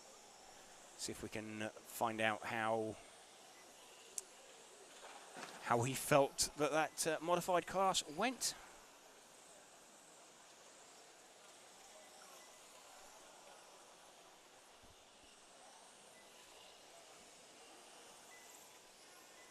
Just under 3 minutes remaining of this heat number 1.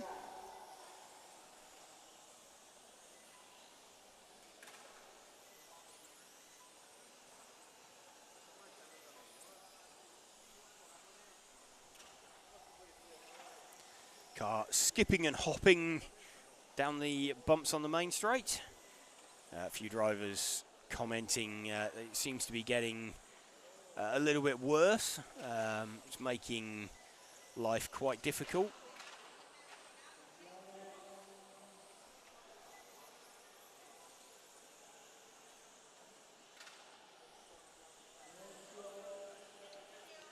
Mario Neri still leading this one. Just over 2 minutes remaining.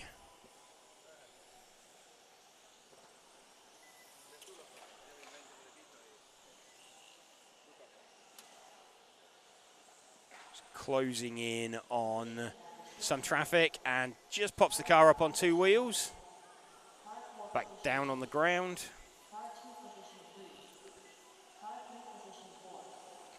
Adam Mackman reminding us that if Mark Stiles had a son, Mark would be behind him today. Quite frankly, Adam, I think Mark's daughter would be in front of him today. That would be... That would just finish his weekend off, I think. He's not having a lot of fun out there.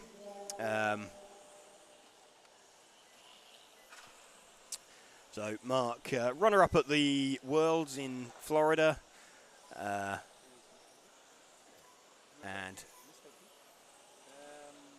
Oh, you talked to him after he took it. Yeah.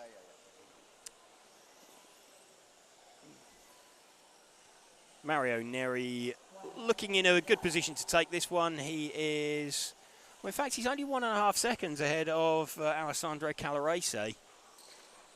Wouldn't take a huge amount for him to drop off. Again, thank you to us if you are just joining us here on RC Racing TV.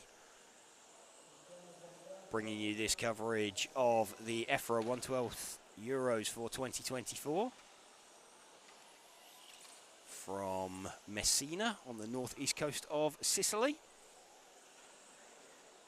I'd like to thank the event sponsors, ToniSport, Schumacher, Lens, Zen Racing, RCXX Shop, Montec and Hobbywing for helping us to bring you this coverage. Mario Neri with 10 seconds left to go. About 1.6 seconds still from Alessandro Calarese. Just looking to bring this home. By the time you get to this stage in a run, just want to keep it rolling, keep it on its wheels, do the best time possibly can do. So that is heat number 1 of Spec that is done. I think we've got Michael Orlowski heading over to us. So we'll just be able to have a quick chat with him, hopefully. Get his thoughts on what went on during qualifying, that second round.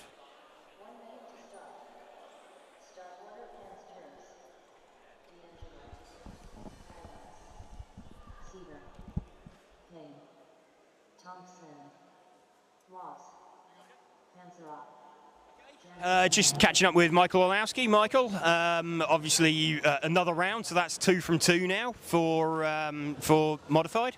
Yeah, it's been pretty good. We tried some stuff in practice and found some good things, some not so good, and the car was very good now. But I'm sure the track is going to keep developing, and so we need to stay on top of everything. Okay, so looked like, well, at one point I think Alex was in front of you on the split. He never got in front of you on the track, but looked like a bit of a continuation of yesterday. You were sort of you've got more of an 8-minute car, I think. Alex has got maybe a quicker hot lap. Yeah, we're struggling in practice with the 8-minute pace, and just something clicked together for qualifying perfectly in time, and our approach is to be the quickest car at the end. So at the beginning I just need to try and stay calm and try and stay in front, and then we're very, very fast at the end. Okay, and any changes coming for the next round? We'll see. I'll talk to Andy and the team and see, but the car was actually very good to drive now, so maybe it's good to just keep it the same, and so I can finally learn and get used to it, because we've been changing so much every single time we're on the track. Okay, and retirement from Alex as well, so he hasn't got another good score to back it up. Obviously you've got now a couple of good scores, good positions being.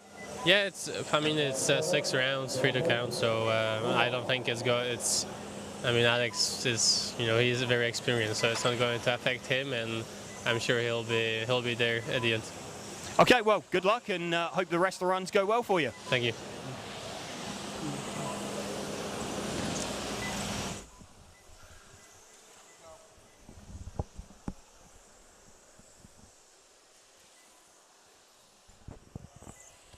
Quick catch up with Michał Orlowski there. That's 2 rounds from 2 for him. Like he was saying, car is good, car's well balanced. He's just seeking to get whatever time he can.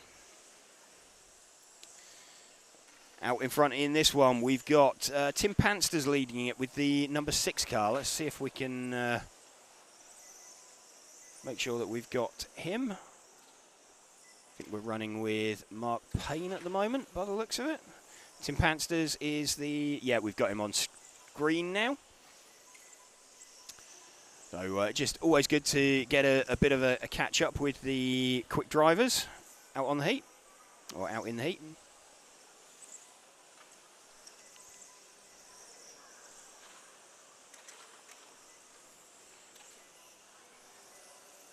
passing a prone car. That's the number 7 car of Tim Janssen.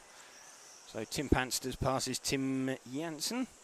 The all Dutch Netherlands group going on.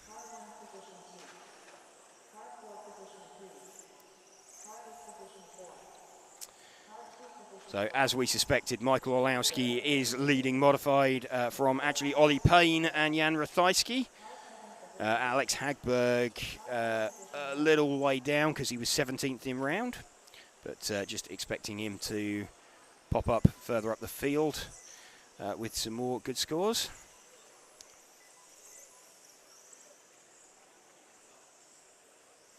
Tim Pansters firing his car down the main straight.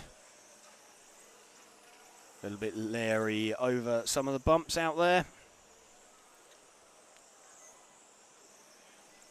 Just struggling to keep the rear of the car in check. Carving his way through traffic. It's the 9 car of Mark Payne that he's just about to pass.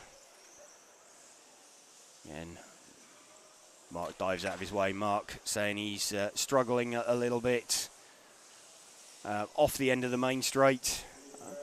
It's quite inconsistent. But Tim is not exactly where you want to be, just in the middle of a gaggle of cars. Kind of getting out of the way. Managing to make his way through.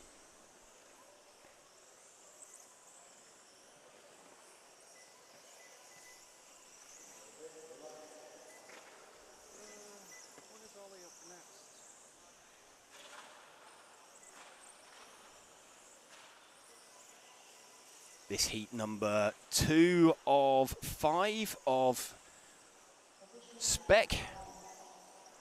So you're going to see some of the quick drivers out in, well, heats 4 and 5. Stefan Schultz is going pretty well from heat number 4 in Spec. This heat number 2 that we're watching. Some of these guys will be looking, they'll be hoping to make the C final from here. Let's see what they can do. We've actually got, I think Alex D'Angelo has hit the front. Alex D'Angelo and Tim Pansters relatively close. Tim Pansters is still leading this one. Tom Adams in 2nd position. So, yeah, Alex D'Angelo was going well and dropped down the field. 3 minutes remaining to the point where the looseness of the car starts coming into play.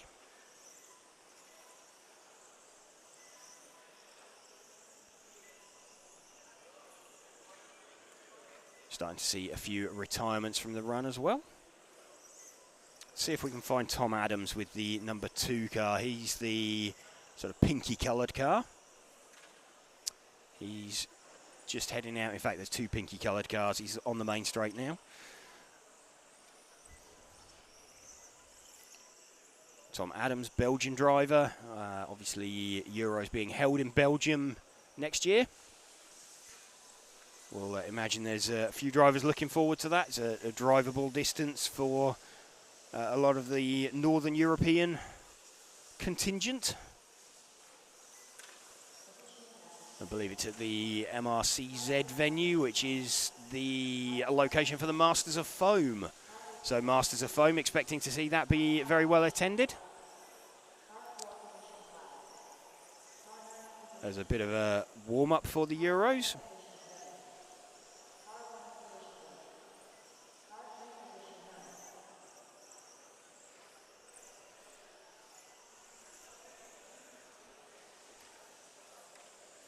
Again, welcome to you if you are just joining us here on the stream as we build towards the pointy end of qualifying round number 3 for Spec.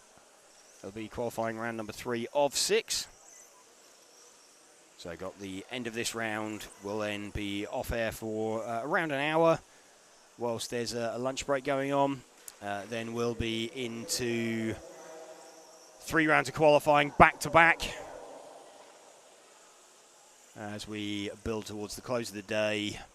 See who manages to put themselves into the coveted A-final spots. See who will be going home with coulda, woulda, shoulda stories.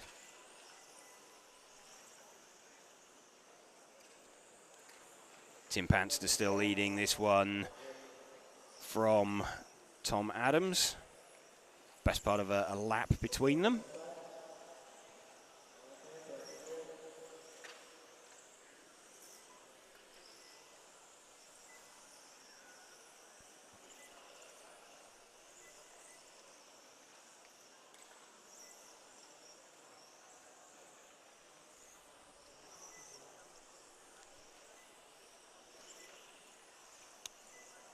Tom Adams in the middle of the shot as we come in to the end of this run. Just has a little bit of a coming together as they cross the loop with Michael Laws.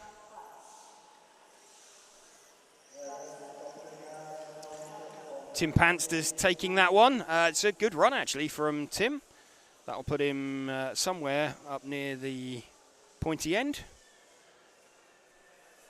So just joining us here on RC Racing TV for our coverage of the EFRA 1/12 European Championships.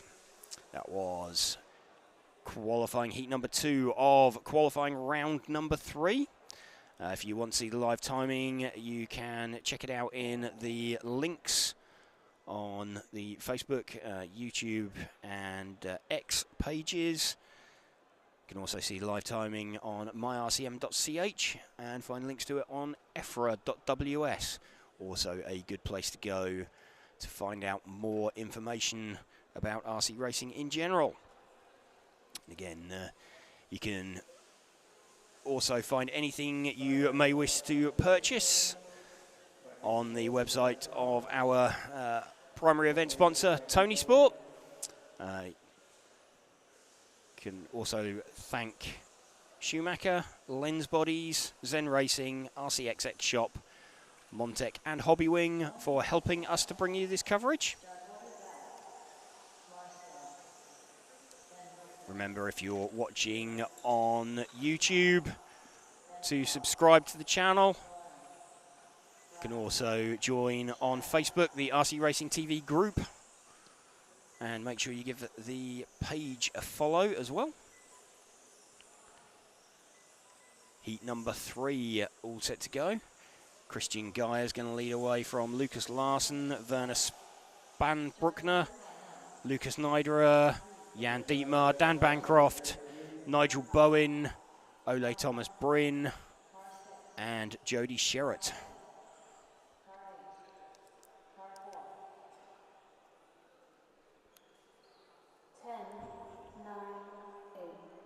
7, 6, 5, 4, 3, 2, 1. 9, 3, 2, 5, 1, 6, 7, 8, 4. Christian Geyer leads away at the front of this one. The sort of white front, yellow centre, like Smurf blue rear. Car already looking a little bit pointy, a little bit wayward. Let's see if that settles down for a couple of laps. Steering servo looks like it's acting in an advisory capacity down the main straight. Just picking him up on shot again. Car's ducking, diving, weaving. He's in third position after a couple of laps. Looks like Werner Spanbruckner is getting himself somewhere in the mix. He is the 2 car, so I think he's the white and yellow coloured car. Or yellow front, white rear. Not that one. There's a second one out there. There we go. Werner Spanbruckner is our lead car.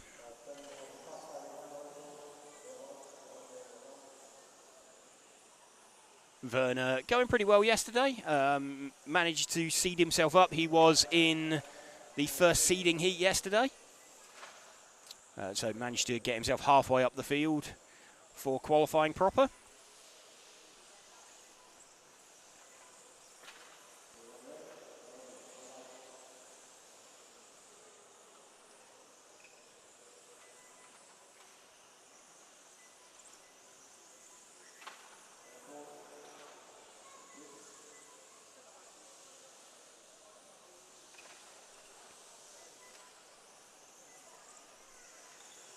Christian Gaia now trading places. It's 0.3 of a second between him and Werner Spanbruckner. We're running with Werner at the moment as they navigate their way past, I think that was Jody Sherratt. The other way.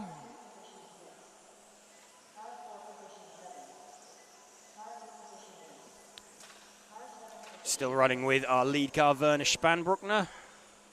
Christian Gaia somewhere down the road in front of him. Christian's probably going to be blissfully unaware that Werner is very, very close to him on times, and in fact in front of him. He's certainly not past Christian. Christian's navigating his way through traffic.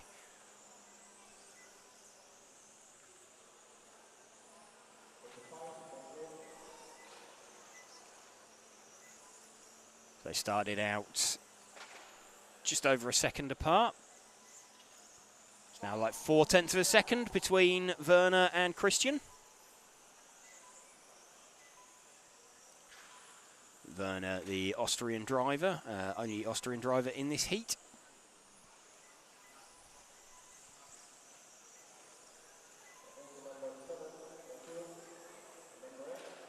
And Werner actually gets collected there as he manages to drive into someone else's accident. That's going to put Christian Gaia back out in front. Jan Dietmar looks like he's getting himself somewhere in the mix as well.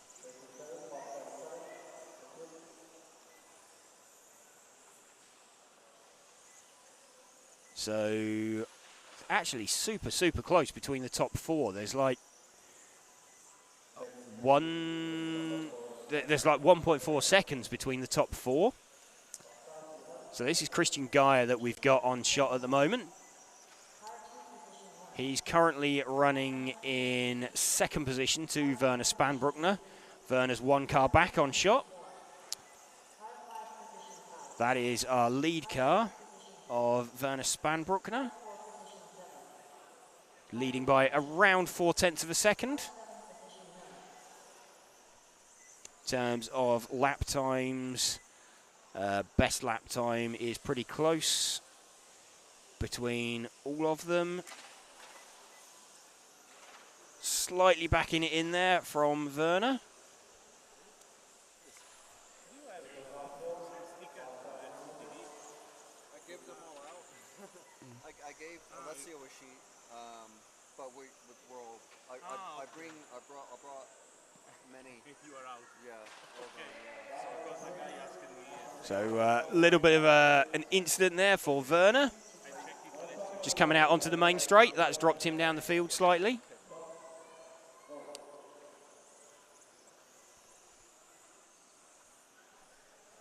Got a comment from It's an RC car saying at 48 wanting to get into racing. These guys make it look easy and it sure ain't. It's not that easy. It's quite accessible. It definitely doesn't make it look easy. Coming out onto the main straight, that was, I believe that was Jody Sherratt sending it up the wall as they came out onto the main straight. Werner now some 3 seconds off Christian Gaia. Let's see if we can... yeah, Jan Dietmar's up there as well with the number 1 car. Let's see if we can find Jan. His is the white and green coloured car. He's just about to head out onto the main straight now. And Jan Dietmar's car looks a little bit leery. He's backing it in.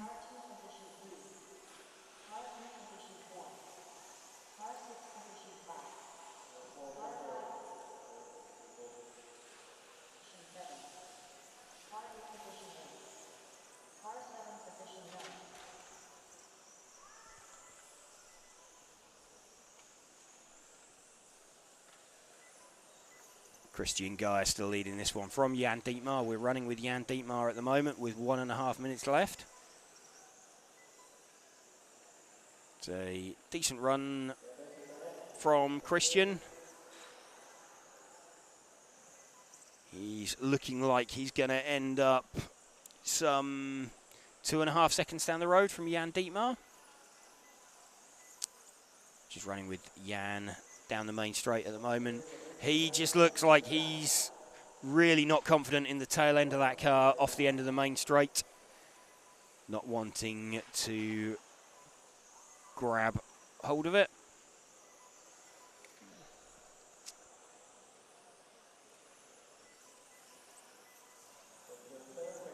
.40 seconds left. Car looking like it wants to bite him as he turns in. Tail of the car just moving.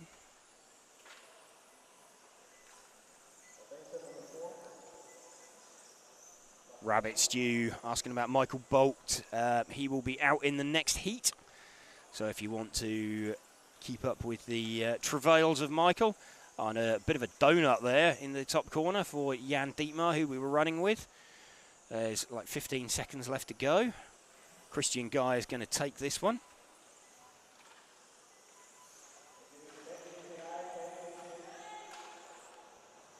So time is just going to expire. Christian Guy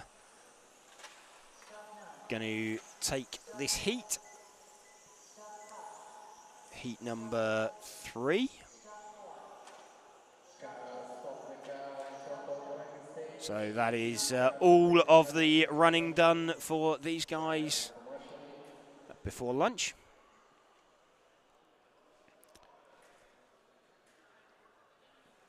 Everybody skulking away back to the pits.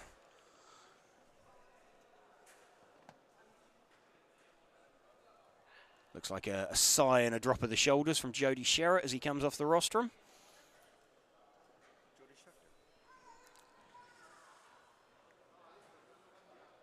Yeah, managed to call him Jody Sherritt today, not Jody Scheckter like we managed yesterday. Christian Guy taking that one.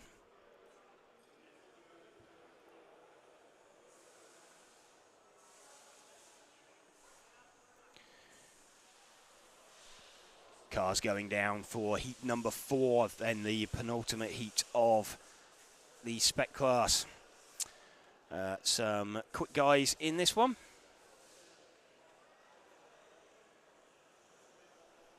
this 4 coming up?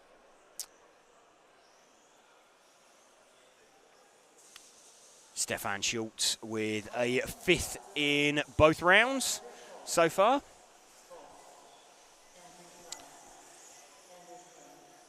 Stefan looking like he's going to nail himself on for the A final. Already 2 5ths in round. Another 5th place. And he'll be laughing. Michael Bolt will be away 2nd.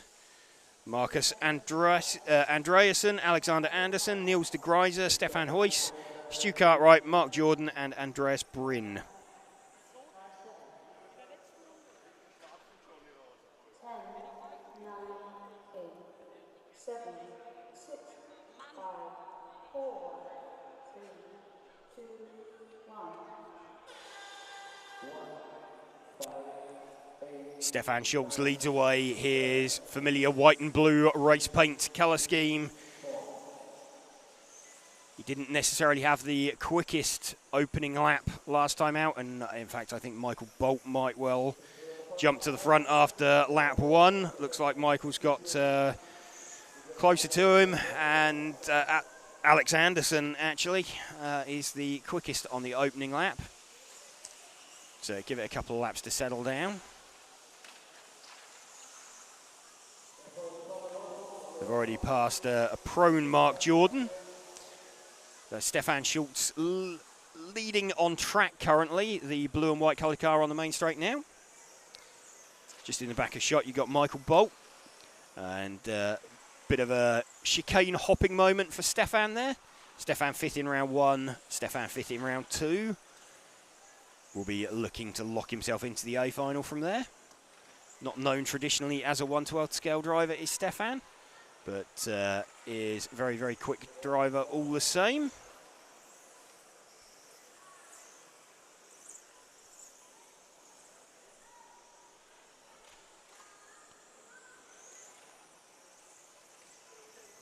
Stefan now starting to edge away from Michael Bolt. So Michael's got himself in front.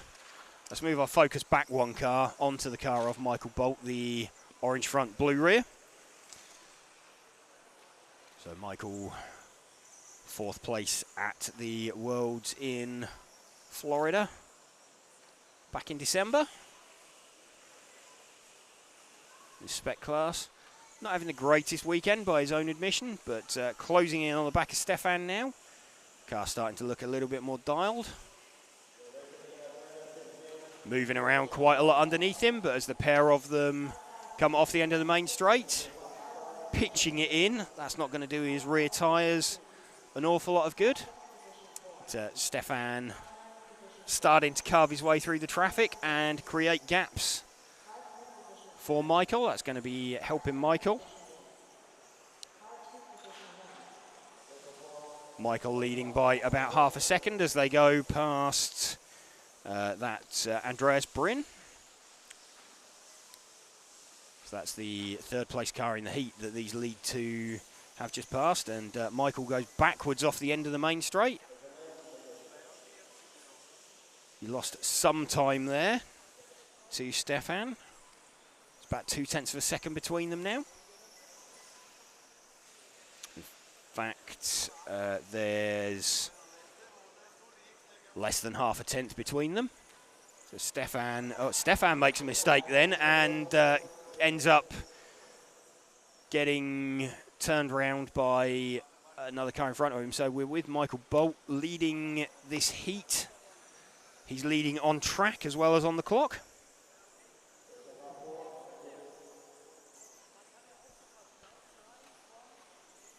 Michael now just wanting to keep it calm. A little bit too much curb there off the end of the main straight. Cuts back out, powers down the main straight. Car looks a little bit more settled over the bumps than it did do earlier. Just flowing through the middle of the circuit, out down the main straight once more. Off the end of the main straight, there's a little bit of an oscillation as he turns the car in. You'll see Stefan Schultz out of the corner of his eye, know that he started out 1 second behind Stefan. He's now just over a second in front of him on the tracks, and know that he's got a couple of seconds in his pocket. These two stretching away out at the front of the field. Michael Bolt predicting currently a 43.807. Stefan Schultz predicting a 42.801. See if Michael can squeeze through onto that lap 43. The pace has been dropping off a little bit towards the end of the run. Again, a little bit of a double steer for Michael off the end of the main straight. We're at about just coming up towards the 5-minute mark into the run. Michael still keeping this one clean, stitching together a good run.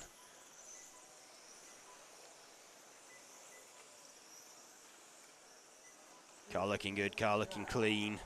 Maybe not the absolute fastest, as quick as some of the cars in the next heat that's coming up.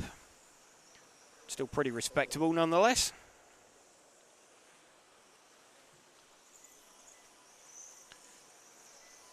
Catching and passing traffic, that's Stu Cartwright that Michael Bolt has just navigated his way past. Stefan Schultz, though, looks like he has closed in a fair bit. That's much less than a second. So is that a case of Michael losing pace? It was an 11.7 for Michael last time round, and 11.4 for Stefan. So Stefan knows that he started out 1 second in front of Michael. He needs to catch him and pass him. if he wants to stand any chance of beating him in the round. 11-4 for the pair of them last time round. The gap seems to have stabilised. Less than 2 minutes to go. Bit of clear track in front of the pair of them. Off the end of the straight backwards for Michael Bolt. Stefan closing in. Stefan will be sniffing blood. That was the scene of Stefan's unfortunate slide. Michael navigates the end of the main straight a little bit more successfully that time. Down the main straight one more time. And small mistake from Stefan there, drops him further away. Michael's in the comfortable position of knowing that if he stays in front of Stefan on track, he's got him beat. They pass the number 8 car of Marcus Andreasen. In fact, Michael's passed him, Stefan hasn't yet. 1 minute to drive. Michael doing what he needs to. He'll know that Stefan's done a top 5 in round in both of the previous runs. In fact, Marcus Andreasen being very gentlemanly there with a small mistake from Michael. Marcus backing out of it so as not to get involved. 30 seconds left. Just want to roll it round, bring it home. Sideways for Michael Bolt there up in the top corner. That looks nasty. He just needs to bring it home now. 20 seconds remaining. Just need a good score on the board. Michael will be pretty happy with this. Stefan Schultz through as well. Still looking for a potentially a 43-lap run for Michael Bolt. Stefan Schultz has finished. Michael Bolt has just made it through by 4.5 tenths onto the extra lap. So that'll be nice. He'll be happy with that. Looks like he's got a bit of a body tuck as well at the end there. So Michael Bolt just gets that one from Stefan Schultz. Little mistake from Stefan in the chicane off the end of the main straight. Dropped him down the field slightly.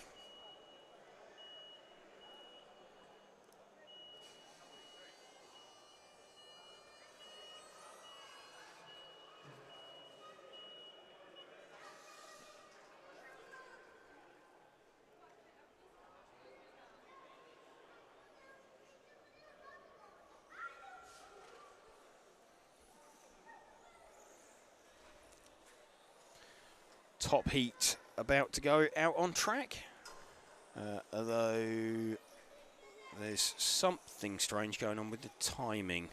Don't know if someone's just having their time edited, but this isn't heat 2 going out. This is heat 5. Here we go. So Ollie Payne, Simon Lauter, Jan Rathajski, Lewis Parker, Morgan Williams, Max Mackler, Christian Donath, Mark Stiles and Finlay Whitelock.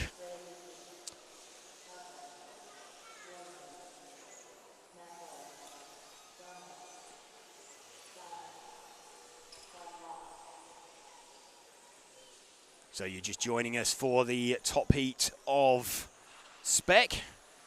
Last time out we saw Ollie Payne taking the win. Simon Lauter looking very, very quick.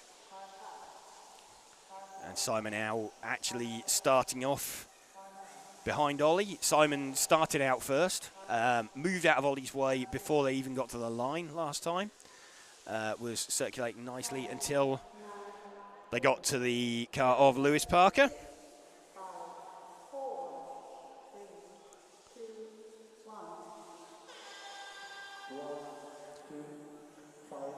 Ollie Payne leading away from Simon Lauter.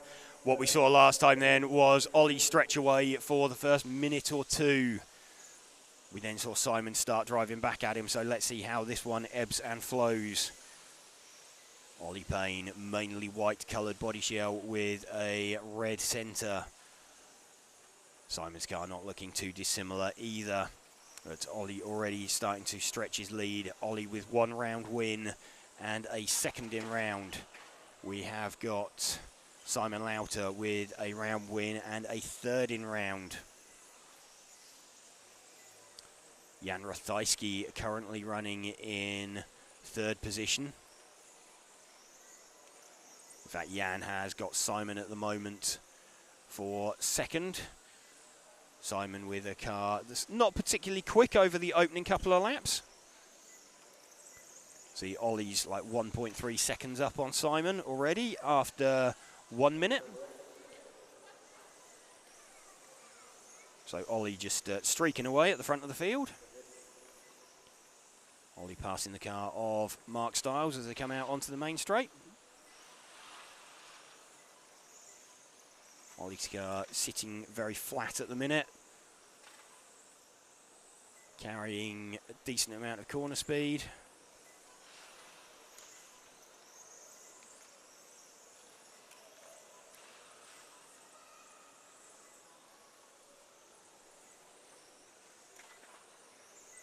Simon Lauter now in 3rd position, just looking for an update on the overall times. Jan Rathajski, in fact, Simon now in 2nd position.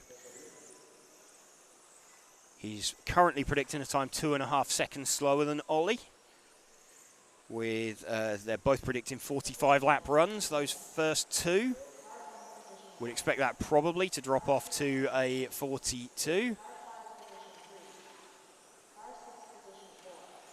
Ollie, though, feeling very confident in the car, able to run curbs there.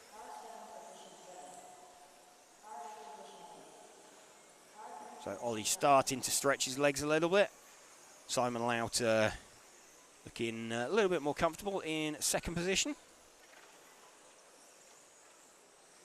Jan Rathajski 3rd, Morgan Williams currently 4th, Max Mackler up in 5th position. Who was that? That was Morgan Williams, has ended up in the barrier and dropped himself down the field.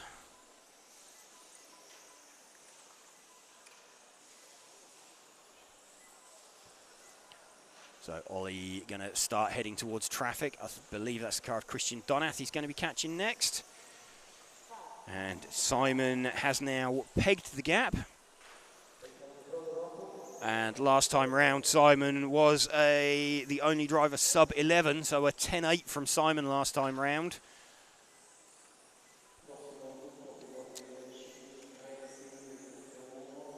So expect to see this gap start coming down as we approach half distance.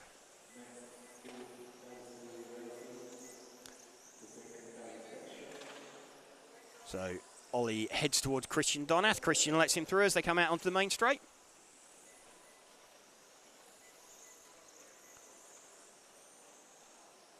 So it looks like Ollie v Simon for this one. Simon starting to pick up pace.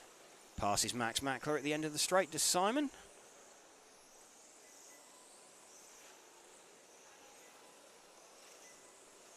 So we're running with Simon Lauter at the moment. He's trying to chase down Ollie Payne. About the length of the straight between them. Remember, they started out 1 second apart. Heading towards Christian Donath now is Simon Lauter.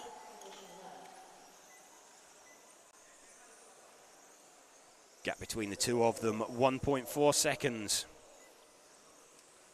Last time round, 11.1 for Ollie, 10.9 for Simon.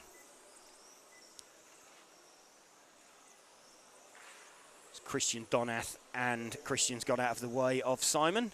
Morgan Williams next for Simon. Then there is zero traffic between him and Ollie. We've got 3 minutes of the run remaining.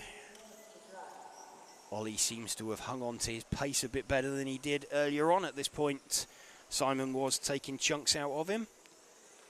It was a 10.9 from Ollie. It was an 11.0 from Simon last time round.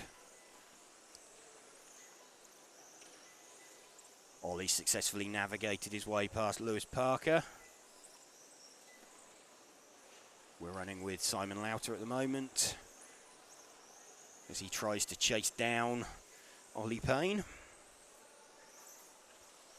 Absolutely nothing in it. It's ebbing and flowing between them, but Ollie currently 1.4 seconds to the good.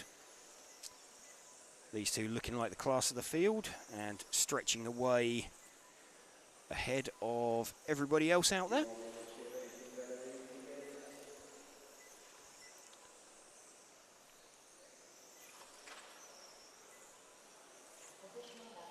So Lewis Parker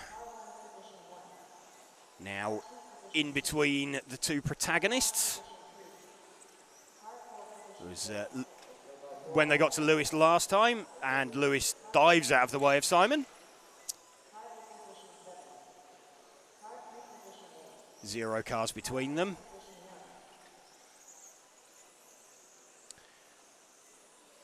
Simon just takes 2/10 out of Ollie's lead. Gap currently 8/10 between them. Coming up on the car of Mark Stiles now for Ollie Payne. So Simon going to be pushing now, trying to get into that gap. Mark's created some space for Ollie. Let him through, as you'd expect.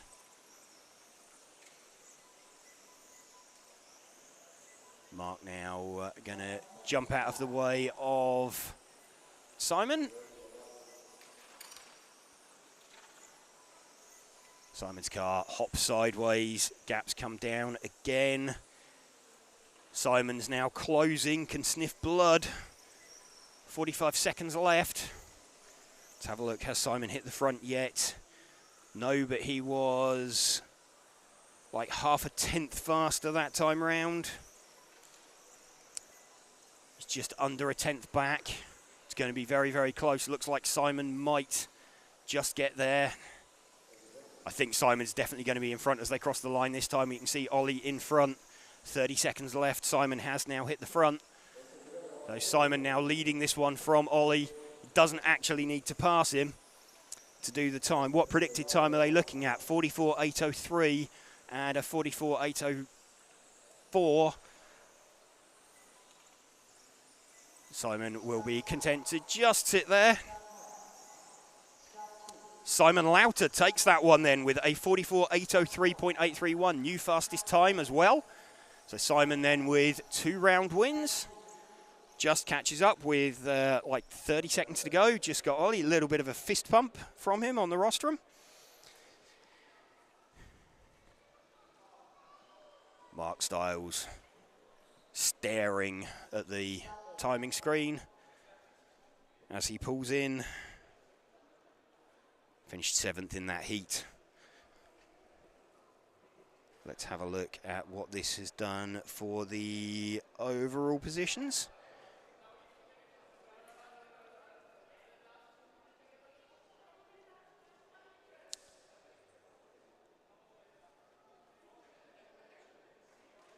That's going to move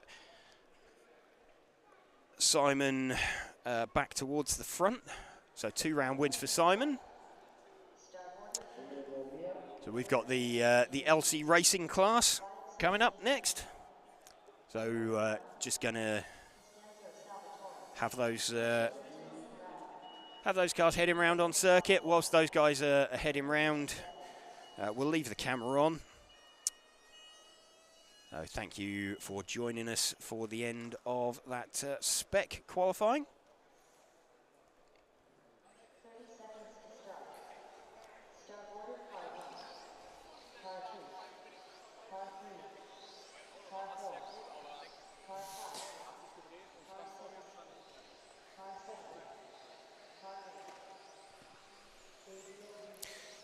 So, yep, overall we've got Simon Lauter currently leading Spec from Ollie Payne, Jan Rathajski, Stefan Schultz in 4th position.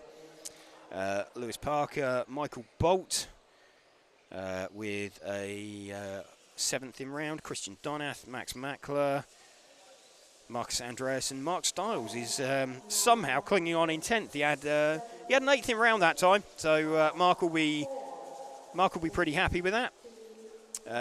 Just managing to beat Stefan Schultz. So that's pretty decent from him. We'll endeavour to get Simon Lauter for a bit of a chat after this one. Right at the end, but whilst this is circulating, we'll just have a bit of a catch-up with everything that's going on. Thank you for joining us here on RC Racing TV. Got a couple of heats of the LC Racing class. These two 5-minute classes.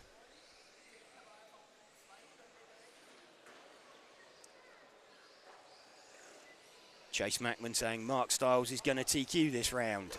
Mark Stiles didn't TQ this round.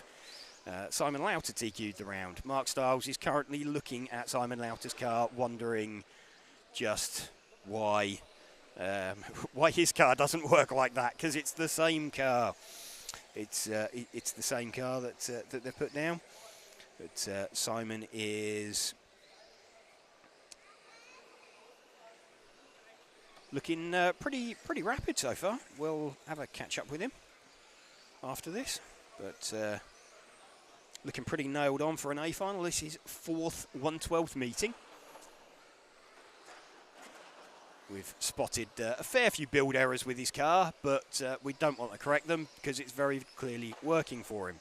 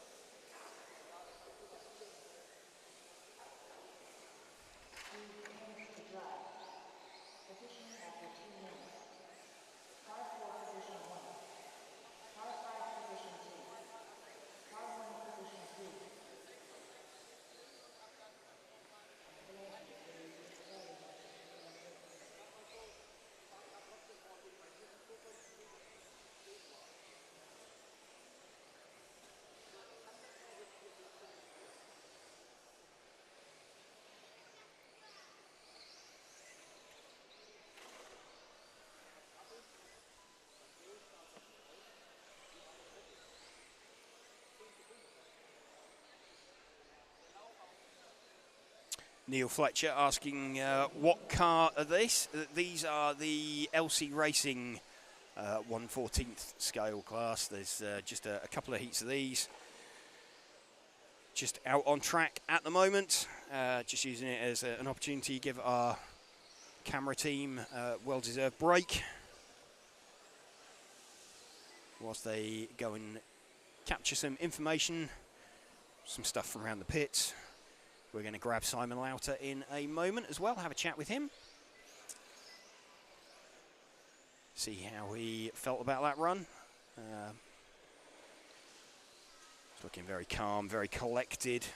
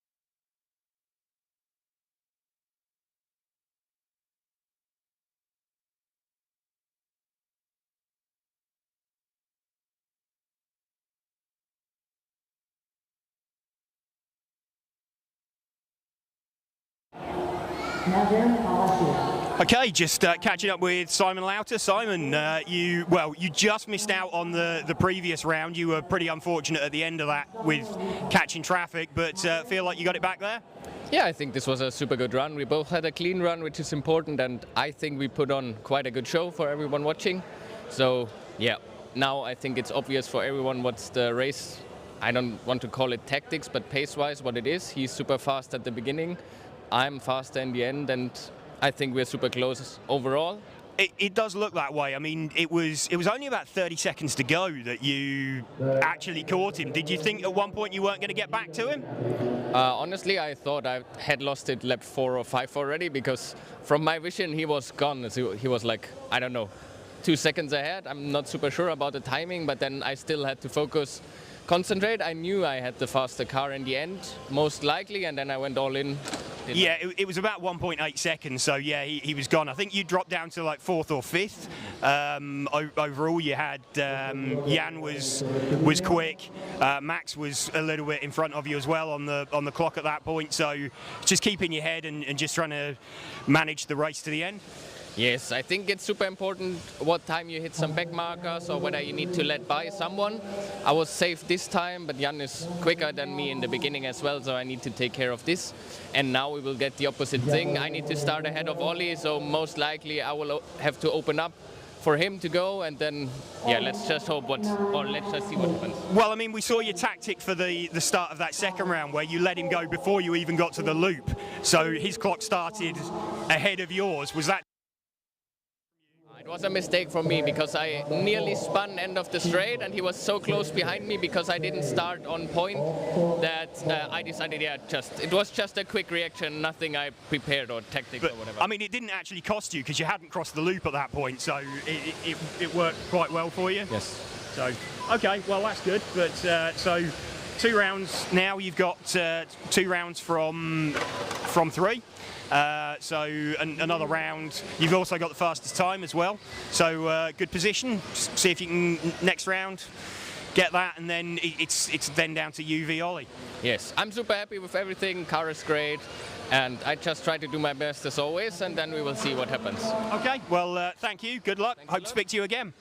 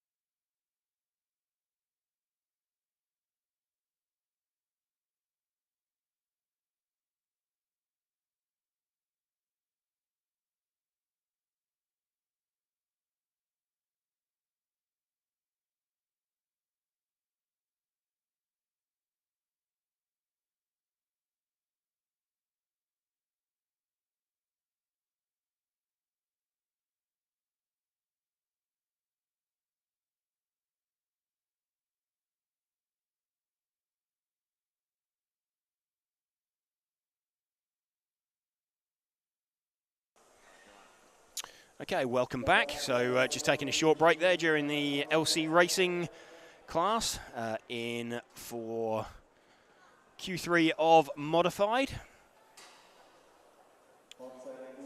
See if Michael Olowski can guarantee himself a spot on the front row. It's 3 from 6 to count in qualifying. So welcome to you if you are just joining us here on this Saturday morning for our coverage of the EFRA 112th European Championships for 2024 from Messina on the northeastern coast of Sicily. I'd like to thank our event sponsors, ToniSport, Schumacher, Lens Bodies, Zen Racing, RCXX Shop, Montec and Hobbywing for helping us to bring you this coverage. So we've got 3 heats of Modified left for this round. Seen Simon Lauter take his second round of Spec. I think part of the story we're seeing this weekend is no one's really good over 8 minutes. You've got some drivers that are quick at the start, you've got some drivers that are quick at the end of the run. But no one is really fast across an entire 8 minutes. We saw Ollie Payne in Spec stretch his lead to, it was about 1.8 seconds after a couple of minutes. And as we were speaking to Simon Lauter, he was saying he didn't think he was going to get there. He didn't think he was going to catch back up. And it was only with about 30 seconds to go that Simon was back right on the tail end of Ollie and in front of him. He's got a new fastest time as well, so see how that one ebbs and flows for the next race. We are running with the car of Lucas Larsson at the moment, this all blue coloured car on screen. These 6.5 turn blinky powered cars, so 6.5 turn brushless motors. All of the 1/12 scale cars this weekend running 1S batteries. So 3.7 volt lithium polymer battery pack. Sat in the middle of the car, either inline or transverse layout.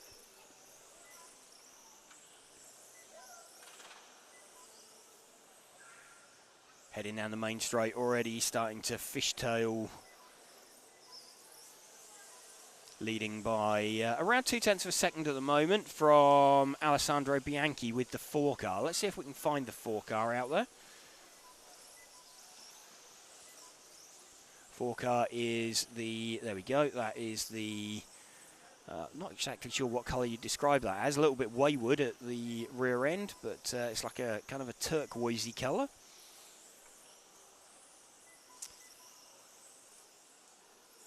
And car looks a little bit like he's suffering with some double steer.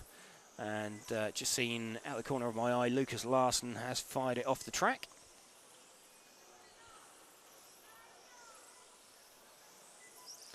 But car bucking as he comes out onto the main straight. There's some pretty serious bumps all the way down the main straight. And if we just watch him as he comes out down the main straight once more, car hopping around, not really in control. Looks a little bit more like steering servos working in an advisory capacity. Nicola Marone's got himself up into first position with car 1. He is the all-white coloured car. Let's see if we can pick up Nicola. In fact, there's 2 all-white coloured cars. Nicola will be the one with white wheels out there. There's Nicola, of course, Mr. Hot Race and Mr. Lens Bodies as well.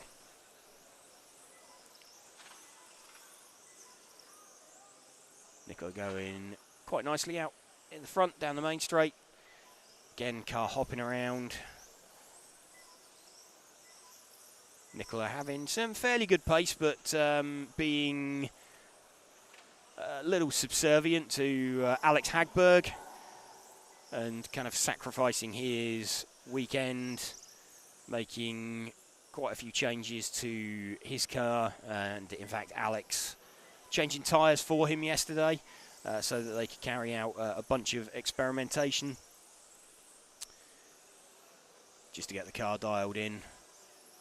Nicola leading this one by around 4 seconds at the moment from Alessandro Bianchi.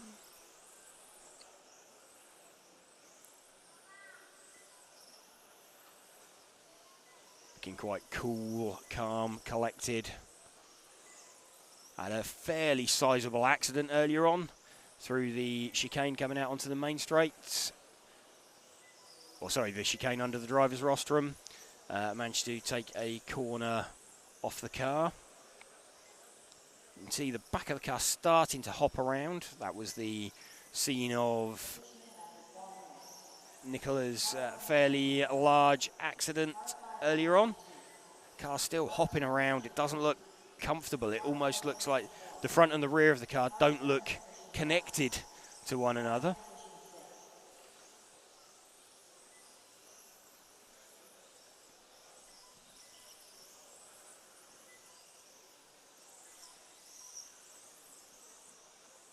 Welcome to you if you are just joining us here on our RC Racing TV coverage.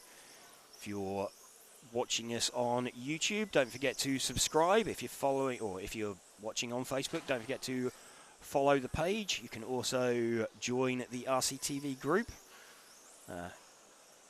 Coming up later on as well on RCTV, there is coverage of the H2GP from Southern California, which is some hydrogen-powered RC eventing.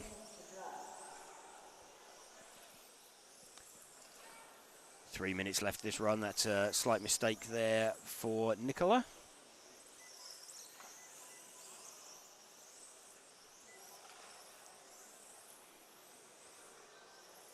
Just keeping the car in the middle of the track, in the middle of the circuit.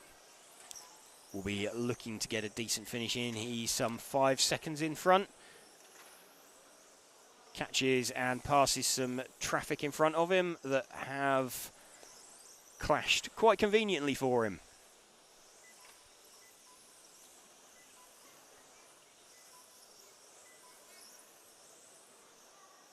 Nicola Morone leading this one now from Alessandro Bianchi.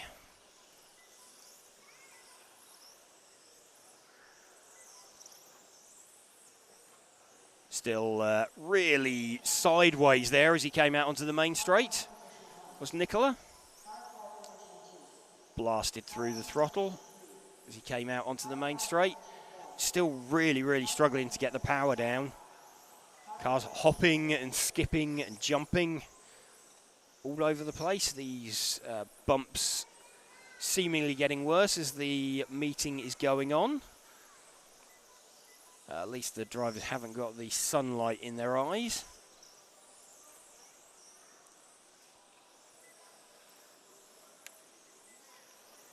Through the infield quite nicely. Into a big stop off the end of the main straight. That's going to be really interesting when we get to finals tomorrow. Seeing the cars arriving at that turn number 1.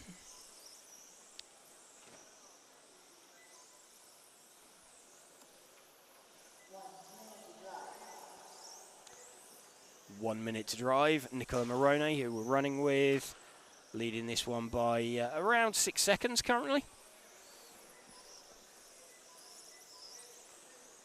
Looking good, looking like he's doing everything he needs to.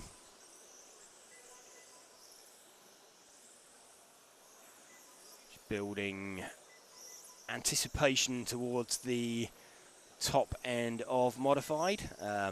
Modified, we're not seeing anybody like in stock. We're seeing some quicker guys in the lower heats that didn't maybe seed particularly well over 3 laps, but have got good cars over 8 minutes. We saw Stefan Schultz and Michael Bolt both posting some decent overall times and decent round times.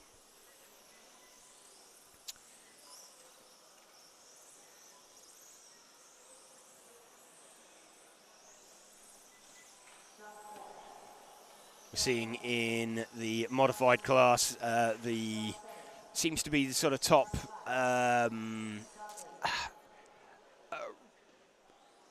top 5 or 6 seem to be a little bit of a step ahead. of everybody. Obviously, Michael Orlowski's taken first couple of rounds. Ollie Payne with a second and a third. Jan Rathajski, Alessio Mazzio's somewhere in the mix there. Martin Huddy's posted a couple of good scores. In fact, Martin's out in the next heat, so he's had a fourth in round. Did Martin last time, so could be interesting. Alex Hagberg's got a second and a 17th, so he'll be looking to bump himself up there as well. So we'll keep a close eye on Martin Huddy this time round.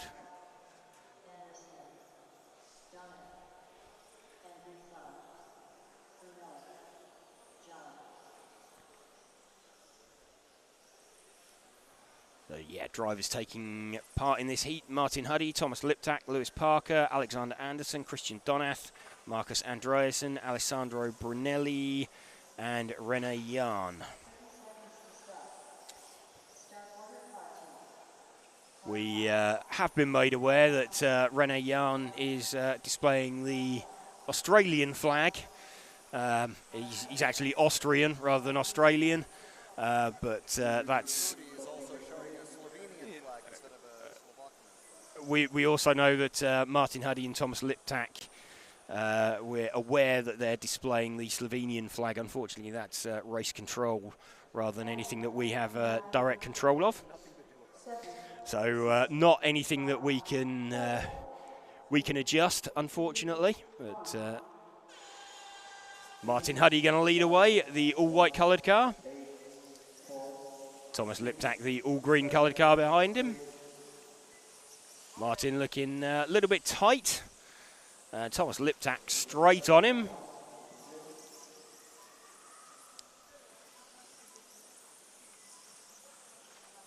Lewis Parker with the quickest opening lap, actually, of them all. So Martin Huddy, fourth in round last time. It's a pretty respectable score. He'll be looking to do the same again.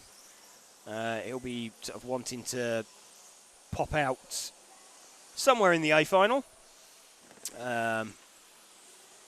10-car finals. Only 8-9 cars in these heats. So decent opportunity to make his way forward. So if we sort of have our focus on the green car, which is the second one in that shot, that is Thomas Liptak. He's currently running third in the heat, actually. Christian Donath is the quickest car out there. Started out quite some way down the field, did Christian.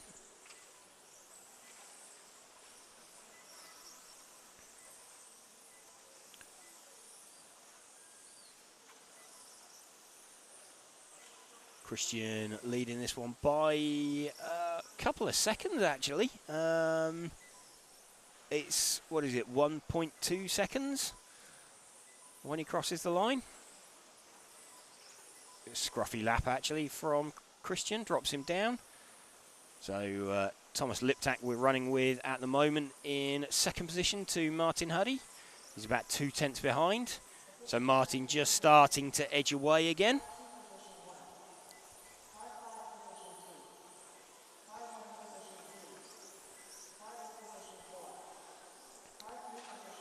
Thomas Liptak looking pretty close. In fact, he's closed in a little bit on Martin Huddy this time round, has he? There is, 2 tenths of a second between them. Started out 1 second behind. Martin gets balked very slightly coming out onto the main straight.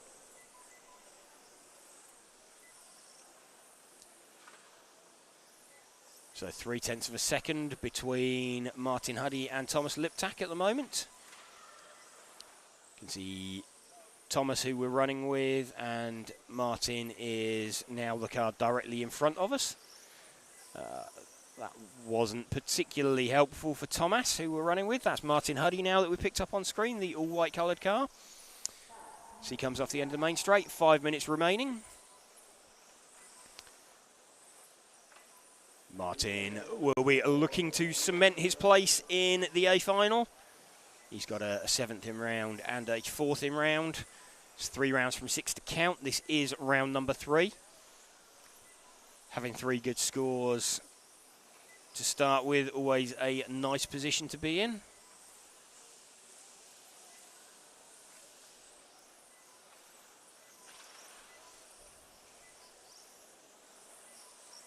So just joining us here on RC Racing TV for our coverage. This is the penultimate heat of Modified.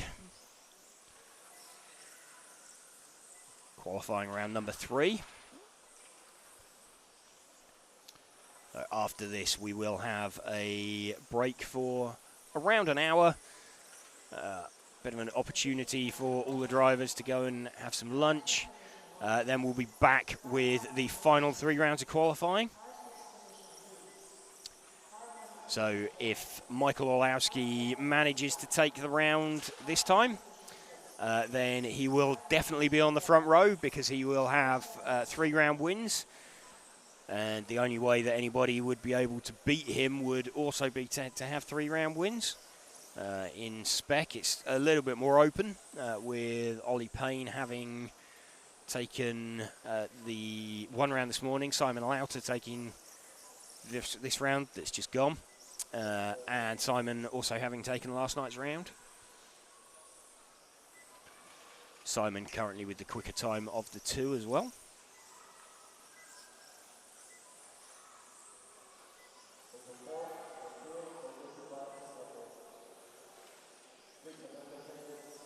So traffic just getting out of the way for Martin Huddy there.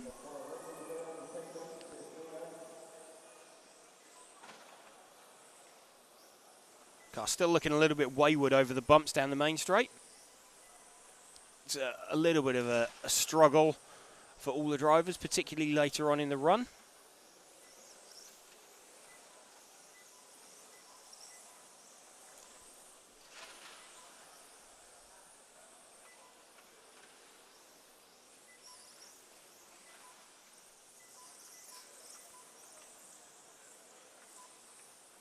Martin Huddy now with a decent lead over Thomas Liptak, predicting a time some 6 seconds faster.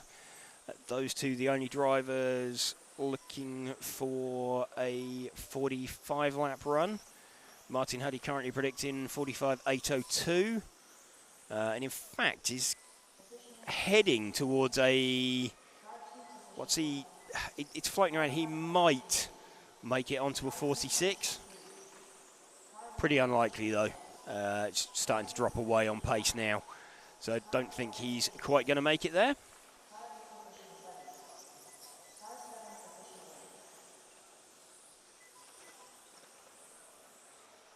Martin Huddy just trying to stroke this one home,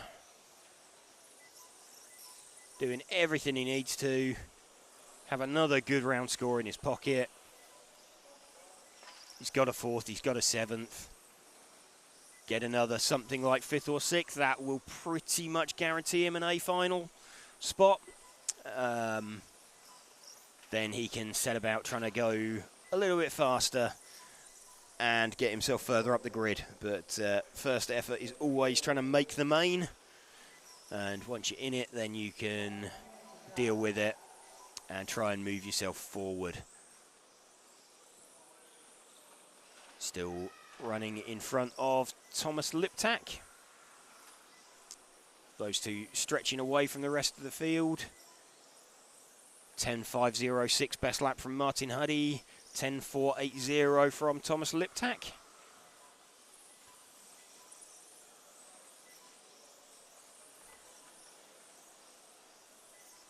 Martin Huddy 10.8 last time round, so only 0.3 off of his best lap. Thomas Liptak's made a little bit of a mistake. He's now like 6 seconds behind Martin Huddy.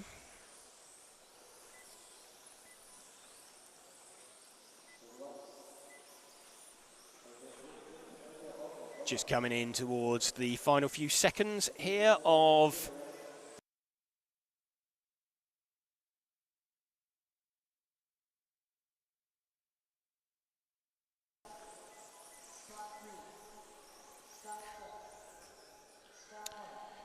Everybody finished then. Martin Huddy taking that one from Thomas Liptak. René Jan in third. Marcus Andreasen in fourth position.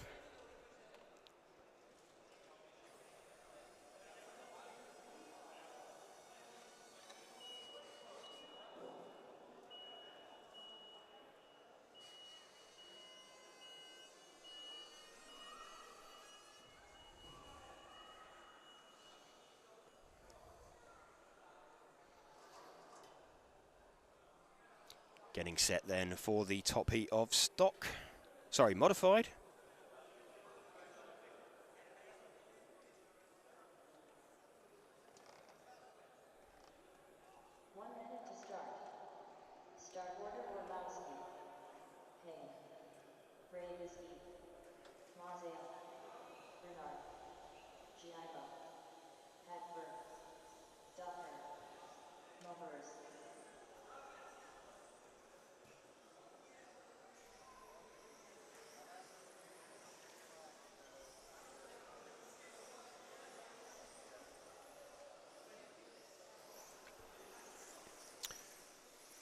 All set then, drivers being released out onto the circuit for the top heat.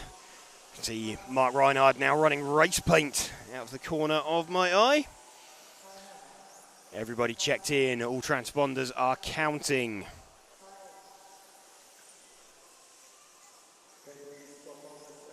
Michael Olowski gonna lead away from Ollie Payne. Jan Rathajski, Alex Hagberg needs to get himself up there. 9, 8, 7, 6, 5, 4, 3, 2, 1. 4, 2, 1, 6, 5. Michael Olowski leads the field away then. Already looks like he's done a pretty hot opening lap. Trying to get away, stretch away from Ollie Payne. Jan Rathajski off in third position. Alessio Mazzio, local driver, local track, not his usual class. Also up there in fourth position. Let's give it a couple of laps to settle down. Michael Olowski though with round 1 yesterday, round 2 this morning. If he can take this round, then he is definitely first or second on the grid. Already starting to carve his way up past some traffic. That's the 7 car of René Doctor that he has passed already. He's coming up to Mobers as they come down the end of the straight. Mobers jumps out of the way. So already Michael Olowski starting to build a gap. Ollie Payne in second. Alex Hagberg is up into third position currently. We're running with the man who is looking for TQ position.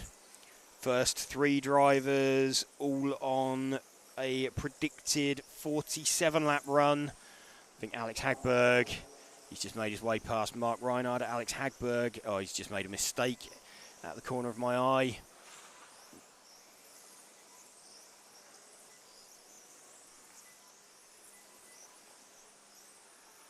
We're still running with Michael Olowski as he flicks it out onto the main straight, down the main straight. Car fishtails a little bit, rides over some of the bumps. He's managing to cut his way through traffic. Ollie Payne's closed in very slightly. Now 1.5 tenths between Michael Olowski and Ollie Payne.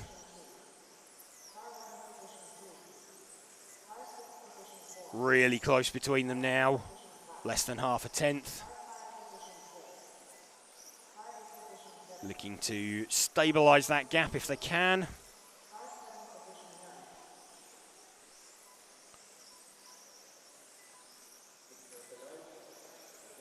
fact, let's move our focus back 1 car, the white and red coloured car of Ollie Payne, as he gives chase. Ollie Payne actually now hits the front just as we do that, so he is leading this one from Michael Olowski by about 1/10 of a second.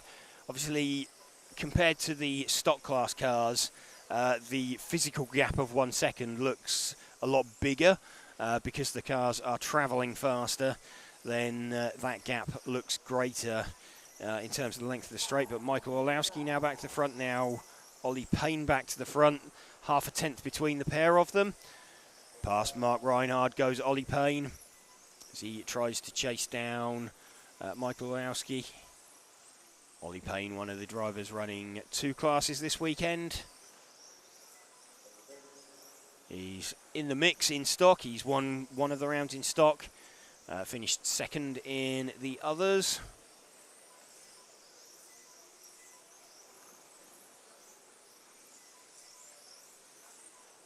Ollie looking to chase down his teammate Michael Orlowski. Michael saying Ollie was a big part of his world title win in Florida back in December. So we're running with Ollie Payne, car of Michael Orlowski. You've just seen exit out the front of your shot. Michael now leading this one by 2/100ths of a second. No, Ollie back to the front now. It's just ebbing and flowing between these two. Alex Hagberg is, what is he? He's about 1.2 seconds back. Ollie Payne now 0.2 of a second in front.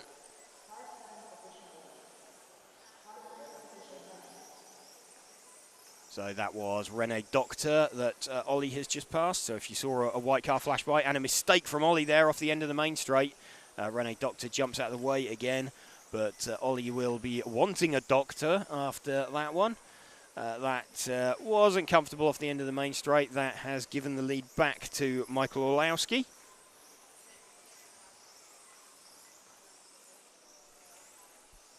Just heading through. Ollie had done all of that work, catching up the gap to Michael. Then that small mistake. 3 minutes left to go. Gap 1.2 seconds currently.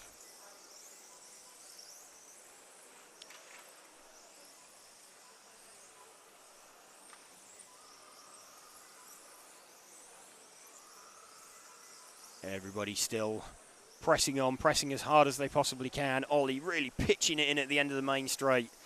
He knows he's got to try and catch Michael Orlowski, get back within that 1 second. He had it in his hands. In fact, Alex Hagberg up into second position as well. So Alex picking up some pace out there on circuit. Top 3 now covered by half a second. Last time round, fastest lap was Ollie Payne. About half a tenth quicker than Michael Orlowski.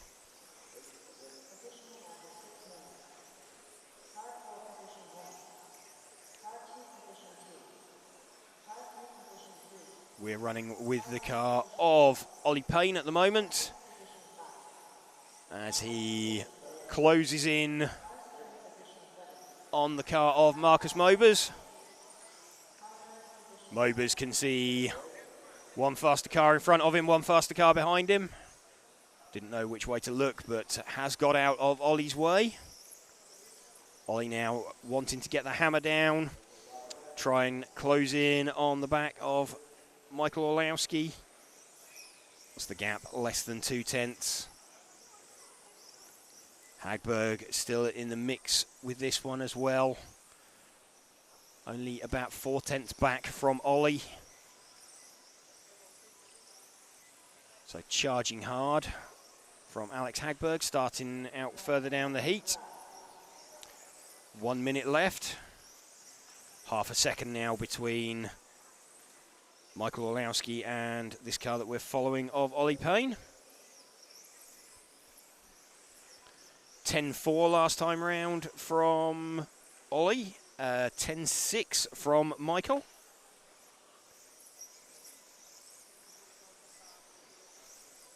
So less than 1 minute to go. Ollie charging hard. Michael's made his way past Rene Doctor. Ollie giving it absolutely everything. So they cross the line. Let's have a look. What was the gap between them? Gap is 1/100th of a second. So absolutely nothing in it. Ollie could well take the lead, and Ollie will take the lead, actually, as they come out onto the main straight. And that was a little flick from Michael. Nearly took his teammate off. So dropping back from Michael. Ollie gets that right at the death, does he? Alex Hagberg pops up into second, so Ollie gets that right at the end. So TQ from Ollie Payne. Alex Hagberg in second, Michael Olowski third, Jan Rathajski was fourth, Alessio Mazzio, Marcus Mobers, Rosario Giamo, and Rene Doctor. Retirement for Mark Reinhard. Let's see what that's doing to the overall positions. We'll try and catch up with Ollie as well. Ollie was second going into that. He's still going to be second from Michael. But great run there from Ollie.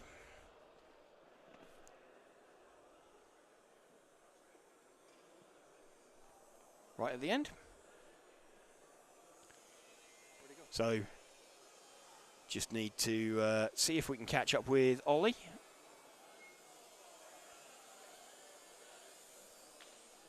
Ollie. So just going to have a little bit of a chat with him now as he comes across.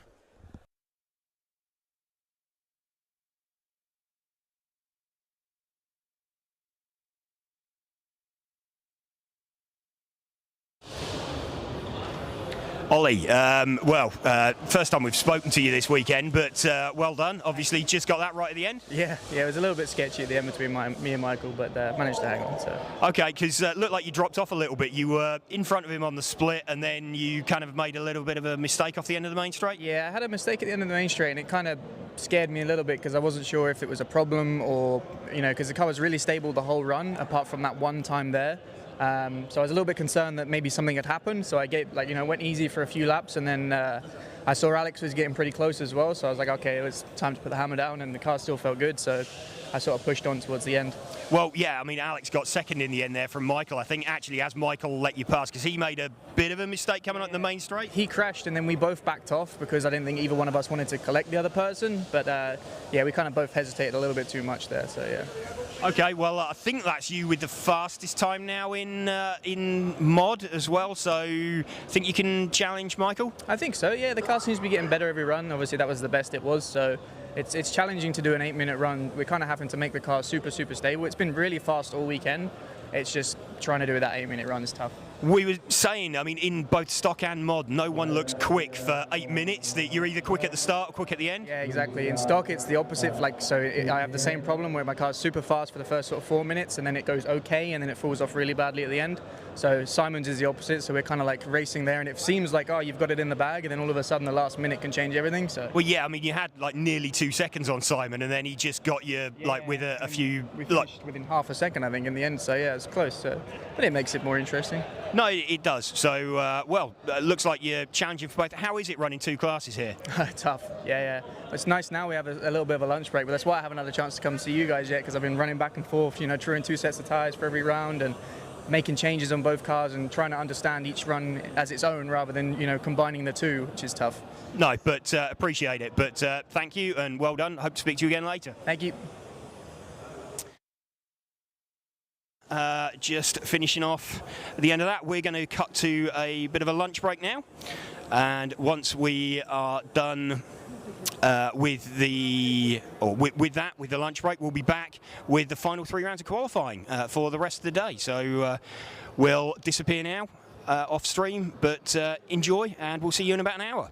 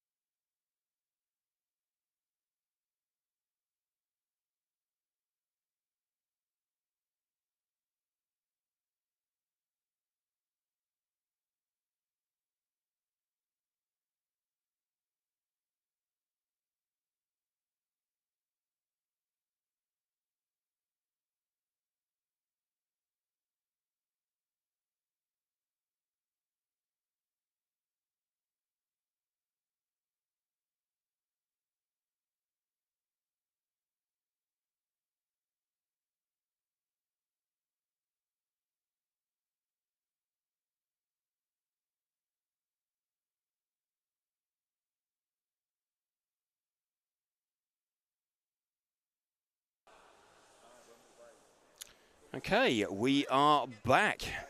So welcome to you if you're just joining us here this afternoon on RC Racing TV. We're going to be bringing you live coverage of rounds 4, 5 and 6 of qualifying here from the EFRA 112th European Championship from Messina on the northeast coast of Sicily. Thank you again to our event sponsors ToniSport, Schumacher, Lens Bodies, Zen Racing, RCXX Shop, Montec and Hobbywing for helping us to bring you this coverage. And if you're watching us on YouTube, don't forget to subscribe to the channel, hit that bell. You follow us on Facebook if you're watching us there, and you can join the RC Racing TV group on Facebook as well. If you're watching on YouTube, you can join up, become an RC TV hero. Just hit that join button, an opportunity to get your RC merch. And if you're just discovering this on Facebook, want to know what's going on, want to find out more information, you can check out information about RC Racing on the EFRA website, efra.ws. Can also follow timing on myrcm.ch.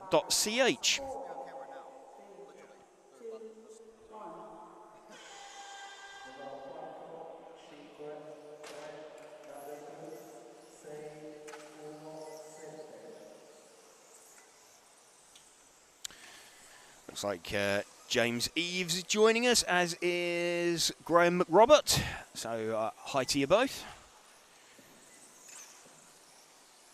Just seeing heat number 1 of round number 4. If you're wondering what's happening so far in qualifying and the story of qualifying, we have seen last night in stock Simon Lauter taking round 1. Simon looking pretty strong in round 2 as well. Had a little bit of a coming together with Lewis Parker as him and Ollie Payne lapped Lewis. Simon unfortunately ended up parked in the barriers. We then had Simon taking round 3, so Ollie took round 2. As a result of that, Simon took round 3 as well with the new fastest time. Neither of those guys looking like super fast over 8 minutes. In stock, you've got Ollie being fast at the start of the run, Simon being quicker at the end of the run.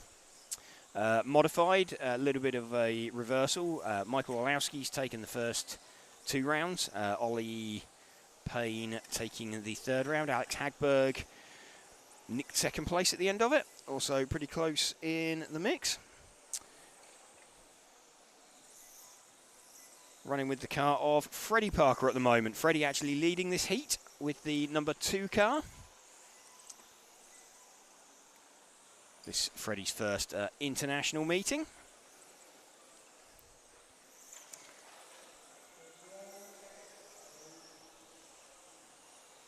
So 3 rounds of qualifying back-to-back now to round out our track action for the day. We've got 5 heats of this Spec class running. Then got a couple of heats of the LC Racing class. We'll normally drop off air briefly during that. Good opportunity to catch up with the quickest Spec driver if we get an opportunity. Looking like Ollie Payne or Simon Lauter are the 2 drivers that have looked a little bit of a step ahead of everybody else at the minute.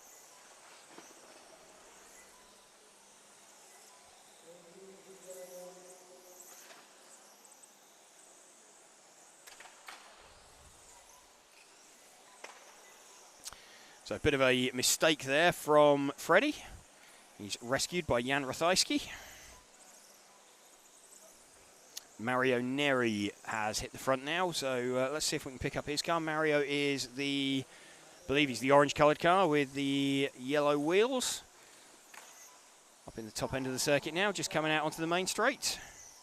It's the 5 car, we'll confirm as he comes around. Yep, that is Mario. The story of the weekend so far, it's all about the bumps. All about the ability to ride the bumps, drive over the bumps, bumps off the end of the main straight. They're causing a few issues for a lot of drivers. Just trying to get the car nailed over those, not have the car too upset by them.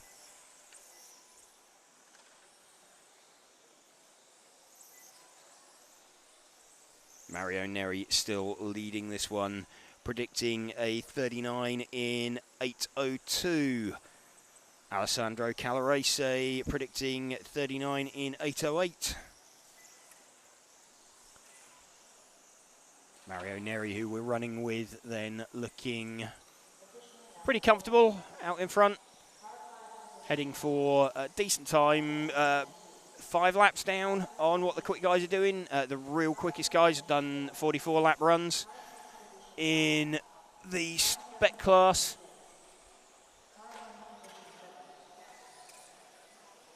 Time sort of ebbing and flowing between the cars as they're heading round. We had Ollie Payne, I mean, by about 2 minutes into the last round of Spec, he was nearly 2 seconds in front of Simon. And then Simon just started eating into that time, edging back towards him, and eventually got there right at the end. So super close between them, but Simon just getting that one. 2 round wins for Simon, 1 round win for Ollie. Those two currently locked in a battle for pole position. It's best 3 rounds out of 6 to count in qualifying, with the fastest time being the tiebreaker. So we'll have a look at sort of where the fastest times are sitting as well as we start getting into it. Might find as the building's heating up that the track is slowing down at the moment. So Simon currently with the fastest time of a 44 in 8:03, and I think Ollie's best time would be a let's have a look. Ollie's best time is a 44 in 8:04, so that was the quickest time for sort of the pair of them. So Simon has got a quicker run than Ollie, as well as 2 round wins compared to Ollie's 1. So looking in quite a strong position for him, but we'll keep a bit of an eye on that later, and look for what we think they need to do.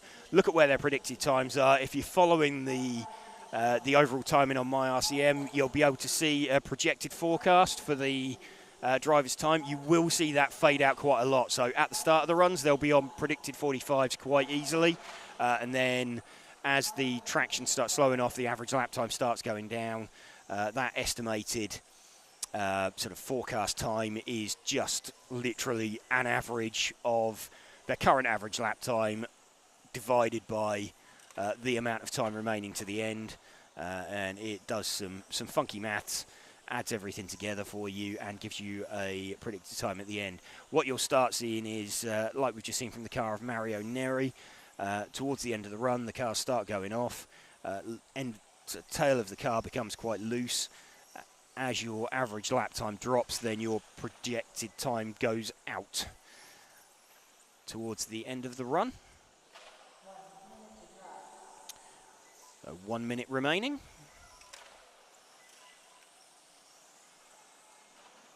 Mario Neri just trying to navigate his way through some traffic.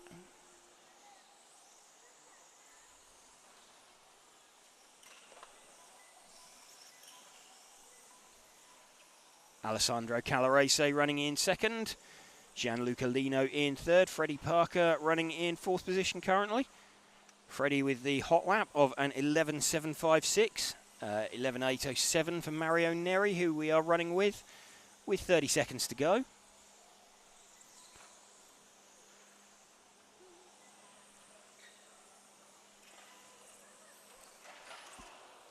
Mario's predicted time 39.813, and in fact Alessandro Calarese's hit the front now. He's the number 4 car. Don't think we'll have time to pick him up.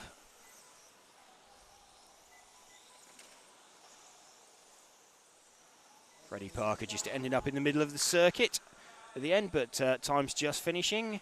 Mario Neri back to the front. So a bit of a scruffy last lap. And Calarese takes that right at the end. So very slow last lap there for Mario Neri with an 18.837. I think the only driver that's done a slower last lap's probably Mark Stiles. And there's a bit of a story behind that. Mark thought he'd finished and hadn't. So he'd crossed the line and then looked up at the clock, and I think as a result he's got like a 23-second split. He's sat next to Michael Bolt in the pits, and Michael was bemoaning that he'd made a mistake on his split lap and consequently had like a 17-second split or something, thinking, oh, no one can possibly be behind me on the same lap. And sure enough there, Mark was. So he'll no doubt thank me for regaling that tale of his stupidity.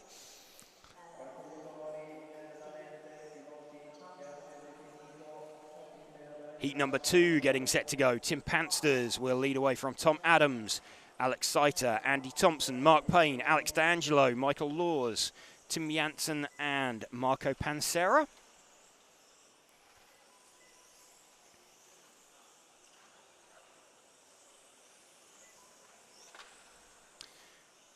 Drivers just being given a couple of laps out on the circuit just to get a feeling of what they've got underneath them.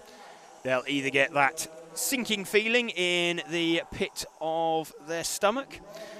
Graham McRobert asking, what's the price range for these 1/12 scale cars? UK prices only, thanks. I mean, they can be relatively cost effective, Graham. You can start off, you're probably looking for something used, everything you need, somewhere around 300, 350 to get yourself started. Obviously, you can go up from that point beyond that, but that would be enough to get you started. Get yourself along to your local club. There's plenty of them around. If you're based in the UK, find out what's popular. You don't need something the latest and greatest tech to get yourself circulating out on the circuit. Express an interest to one of the quick regulars. They'll get you sorted. So. And obviously you can check out more information if you're in the UK. One of the event sponsors, Zen Racing, give them a call. They can sort you out with all the information that you might need regarding it. On the subject of sponsors, thank you also to ToniSport, to Schumacher, Lens Bodies. We've already mentioned Zen, RCXX Shop, Montec and Hobbywing for helping to bring you this coverage. Graham asking like a mini car. Okay, the minis, they're like almost a subdivision of the 1/12 class. They're even cheaper. Probably sort of, 200, 250 quid would get you up and running. Probably the price of like 3-4 Xbox, PlayStation games, something like that. Very, very cost-effective way to get yourself up and racing. Out in the front of the field, we've got Alex D'Angelo with the number 1 car. Let's see if we can pick him up.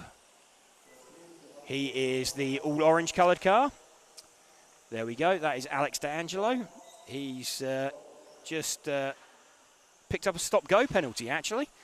Didn't quite see what that was for. Perhaps that was jumping the track somewhere, but let's see what the pace in his car looks like. He's clambering and crawling all over the curbs. Just having to take a slightly defensive line off the end of the straight because of that pink car that's following him round.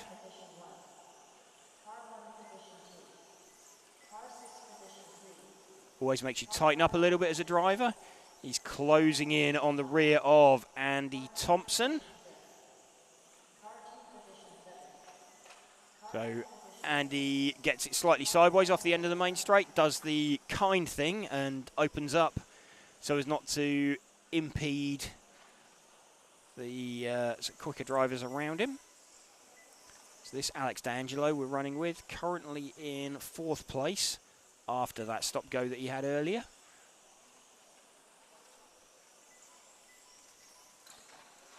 And a little bit of chicane hopping. Not the best way to build speed. I think we've got a retirement for Michael Laws by the looks of things. Tim Janssen still leading this one. Alex D'Angelo, who we're running with, is currently in 3rd position. Let's see if we can find Tim Janssen with the 7 car.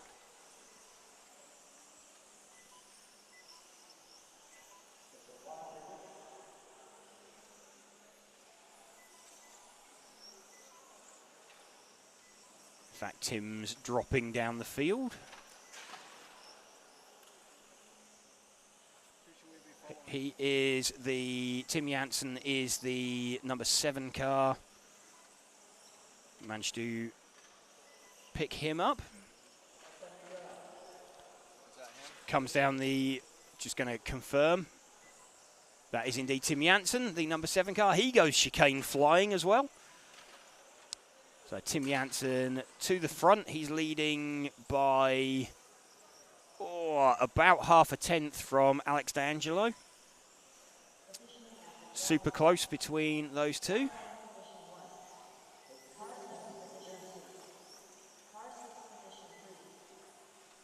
Tim Janssen and Alex D'Angelo, it's about 2 tenths between them now. Let's run with him for a little bit as we've got 3 minutes 40 of the run remaining. Little bit of a push there as we came sort of into the series of chicanes down at the far end of the circuit. Just driving around the middle of the circuit, not attacking the curbs too hard. Down the main straight once more. Tim Janssen running in 3rd position at the moment. Predicted time quickest is currently going to be Alex D'Angelo, who we were running with a little bit ago. He's predicting a 41 in 8:02. Just keep an eye on where he is, sort of out the corner of my eye. So we're closing in at the moment with the car of Tim Janssen. Here we go, got the orange car now on screen. So this is Alex D'Angelo, the number 1 car, who is leading. We had David Ongaro interested in his progress earlier on. See him flowing out onto the main straight, closing in on some traffic. That's Mark Payne. Mark eventually getting out of the way.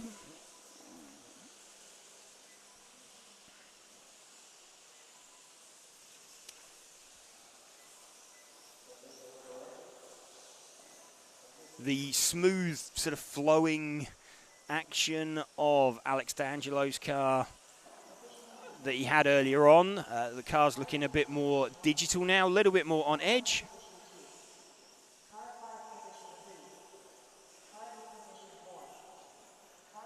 Less than 2 minutes remaining now. Still running with Alex D'Angelo, leading this one, closing in on the back of Andy Thompson again. Andy dives out of the way. Andy Thompson running in 5th place in the heat currently. Alex D'Angelo, though, streaking away at the front of the field, predicting a 41.806. Him and Tim Pansters, the only drivers predicting 41 lap runs at the moment. Tim Pansters on a 41.809, so might seem to be dropping off. Chase Mackman saying he's back. Mark Payne seems to be having a better run. Better run is relative Chase, but yeah, he's still circulating at the moment, predicting a 39.802. Could just jump Marco Pansera by the end of this one. There are several white and green cars out on the track, Chase, so just be aware if you see one in peripheral vision, it might not be Mark Payne's car. Mark's the one that's just created the Lexan noise you've just heard against the barrier. 30 seconds left to go. Alex D'Angelo, this orange car that we're running with in the centre of stream, leading from Tim Pansters by around 4 seconds. If you're wondering what's going on, why the cars are sort of running on seemingly separate clocks, they start out 1 second apart from one another. And mistake there from Alex D'Angelo, and I think that might actually, he might have jumped the loop there.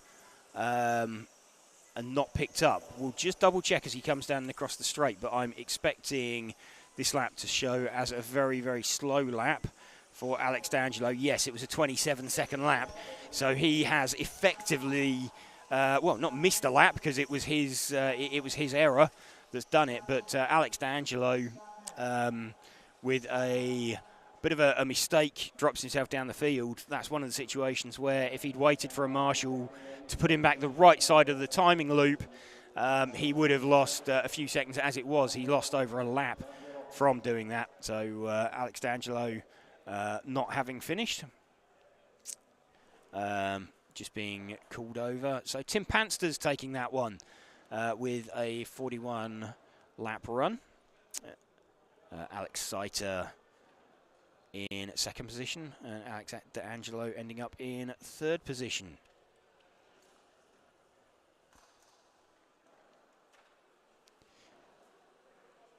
Set now for heat number 3. Graham Robert, is that a rubber mat they're racing on? No, it's carpet. It's quite bouncy, like rubber mat, but no, it is carpet. There's more like a wooden subfloor. It's a little bit ripply. As we were explaining yesterday, there's like a bit of an air gap around the building that we're in to keep it cool, and it means the sort of the subfloor that we're on. It's a little bit ripply, a little bit bouncy. So there's a few issues with sort of ripples, bumps off the end of the main straight. But cars that we have got coming out, Christian Geyer, Lucas Larson, Werner Spanbruckner, Jan Dietmar, Lucas Nidera, Dan Bancroft, Jody Sherratt, Ole Thomas Bryn, and Nigel Bowen. Christian Geyer going to lead us away. His car is a like white, yellow, and sky blue coloured car. Kind of a 9 there in the middle of our shot.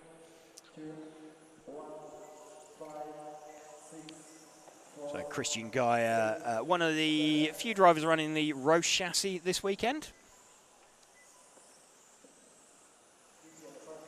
He's managed to pump in some pretty decent, pretty respectable times. He's been going top 20 in round, so we'll be thinking that possibly B final might well be on.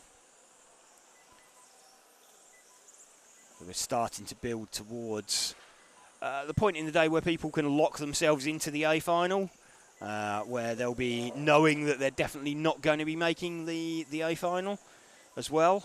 We've got quite a few drivers with 2 good scores and 1 pretty poor score to drop at the moment, and of course at the moment all 3 are counting, so going to be looking for the times, or the overall results are going to start looking probably a little bit more cohesive after this one. Werner Spanbruckner leading with the 2 car currently. Werner's car is the yellow front, white rear car. That's 1 car back. There we go. We've picked him up on screen. Let's see if he can drive towards Christian Geyer. Predicted time, or he's currently about 4 tenths ahead of Christian on the clock. Started out 1 second behind. Just heading forwards, driving forwards, trying to eat into that 1 second. Christian will be driving around, trying to eke out. It's where you're trying to mentally figure out exactly where you are, where you're crossing on the circuit. Christian knows he definitely doesn't want Werner to catch him and pass him, because he is most definitely behind him at that point. At the moment, he's still in with the potential to pull away. It's certainly less than a second now, though, as they come down and cross the line. Predicted time is a 43.809 for Werner, 42.803 for Christian. Jody Sherratt having a bit of a better run as well, further back down the field. But watching a bit of a ding-dong battle going on at the moment between Werner Spanbruckner and Christian Geyer. Christian in front on the track. Werner in front on the clock. They're starting to catch and pass traffic now.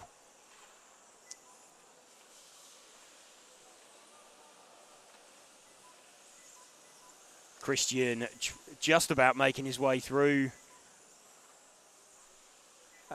the car in front of him, and we've now got the two leaders almost line astern down the main straight. The second of these two, the one that we're following, the yellow front with the white rear, Werner Spanbruckner, closing on the car of Christian Gier. Christian starting out 1 second in front, gap now much less than 1 second between them. Werner's pace dropped off slightly. He's looking at a quick 42 again, predicting if he keeps this pace up, he'll win this by some 5 seconds from Christian Gier. The car directly in front of him. Christian seems to have pegged that gap last time round, and 11.6 from Werner and 11.4 from Christian. So these two dragging each other around is quite often the way that having another quick car with you, you kind of pair up with them and end up dragging each other around the track. Christian looks like he's had a slightly better lap there, bit better flow through the traffic maybe. Coming out onto the main straight, Christian has made his way past those two cars in front of him. Werner hasn't yet. This is Christian's opportunity then to make a break for it. Werner won't want to ruin his run. And Christian Gier is about 9/10 back. Werner has now made his way through the traffic. So looking a little bit more hesitant. He was right on the bumper of Christian Gier. And in fact, there's still one slower car in between them. That's the all-white coloured car of, I think it's Dan Bancroft. Just seen a mistake there as well from Werner in the middle of the chicane. Took a little bit too much curb on the way in and just watch all that time bleed away. So this could be Christian back to the front. Let's have a look as the times update. Werner is still leading, but there is absolutely nothing in it.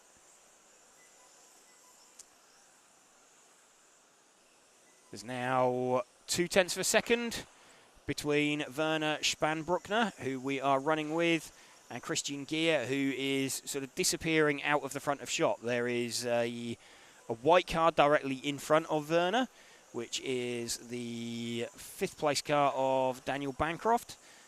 Dan having some pretty severe issues with the bumps down the straight and gets out of the way now of Werner. So Werner trying to drop the hammer. Christian moves back to the top from Werner, and 2/100ths of a second between them. Christian now leading. We're following Christian's car. 2 minutes left to go. Werner takes it back with a last lap some 0.2 faster. So Werner going to be charging hard.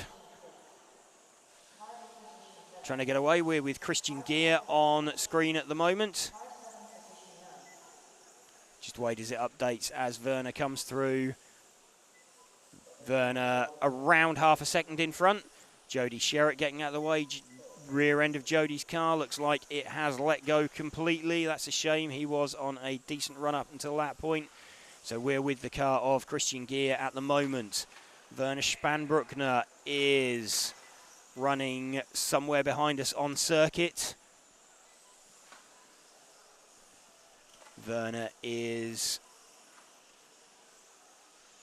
He's made a mistake and dropped off the pace a little bit. So Christian, we are running with, is leading this one relatively comfortably now from Werner.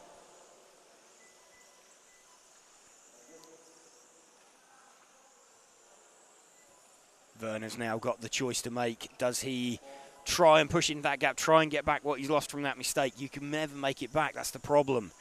He just needs to keep it circulating, keep it driving around the circuit, get it around the track. If he can get top 20 in round, he'll be happy with this one. Leading by about 1.5 seconds now with 30 seconds remaining. This car of Christian Gear from Werner Spanbruckner. Come past some traffic there. It was a little bit tight there. That's probably a bit of a sharp intake of breath from Christian. He's looking good. Last few seconds. He'll cross the line to take this heat, and he has got that one, unless there's some kind of epic last lap from Werner. There isn't, so we get a 42 in 8:05 from Christian Gear in that one. Again, welcome to you if you are just joining us for the tail end of qualifying here on this Saturday. Joining us for the EFRA 1/12 European Championships at the Paradise RC Arena in Messina on the northeast coast of Sicily. Again, thank you to our event sponsors, ToniSport, Schumacher, Lens Bodies, Zen Racing, RCXX Shop, Montec and Hobby Wing for helping us to bring you this coverage. We're with you all afternoon to round out qualifying. This is building towards the end of qualifying round number 4 of Spec. No one can seal it this round. We've got a situation where if Simon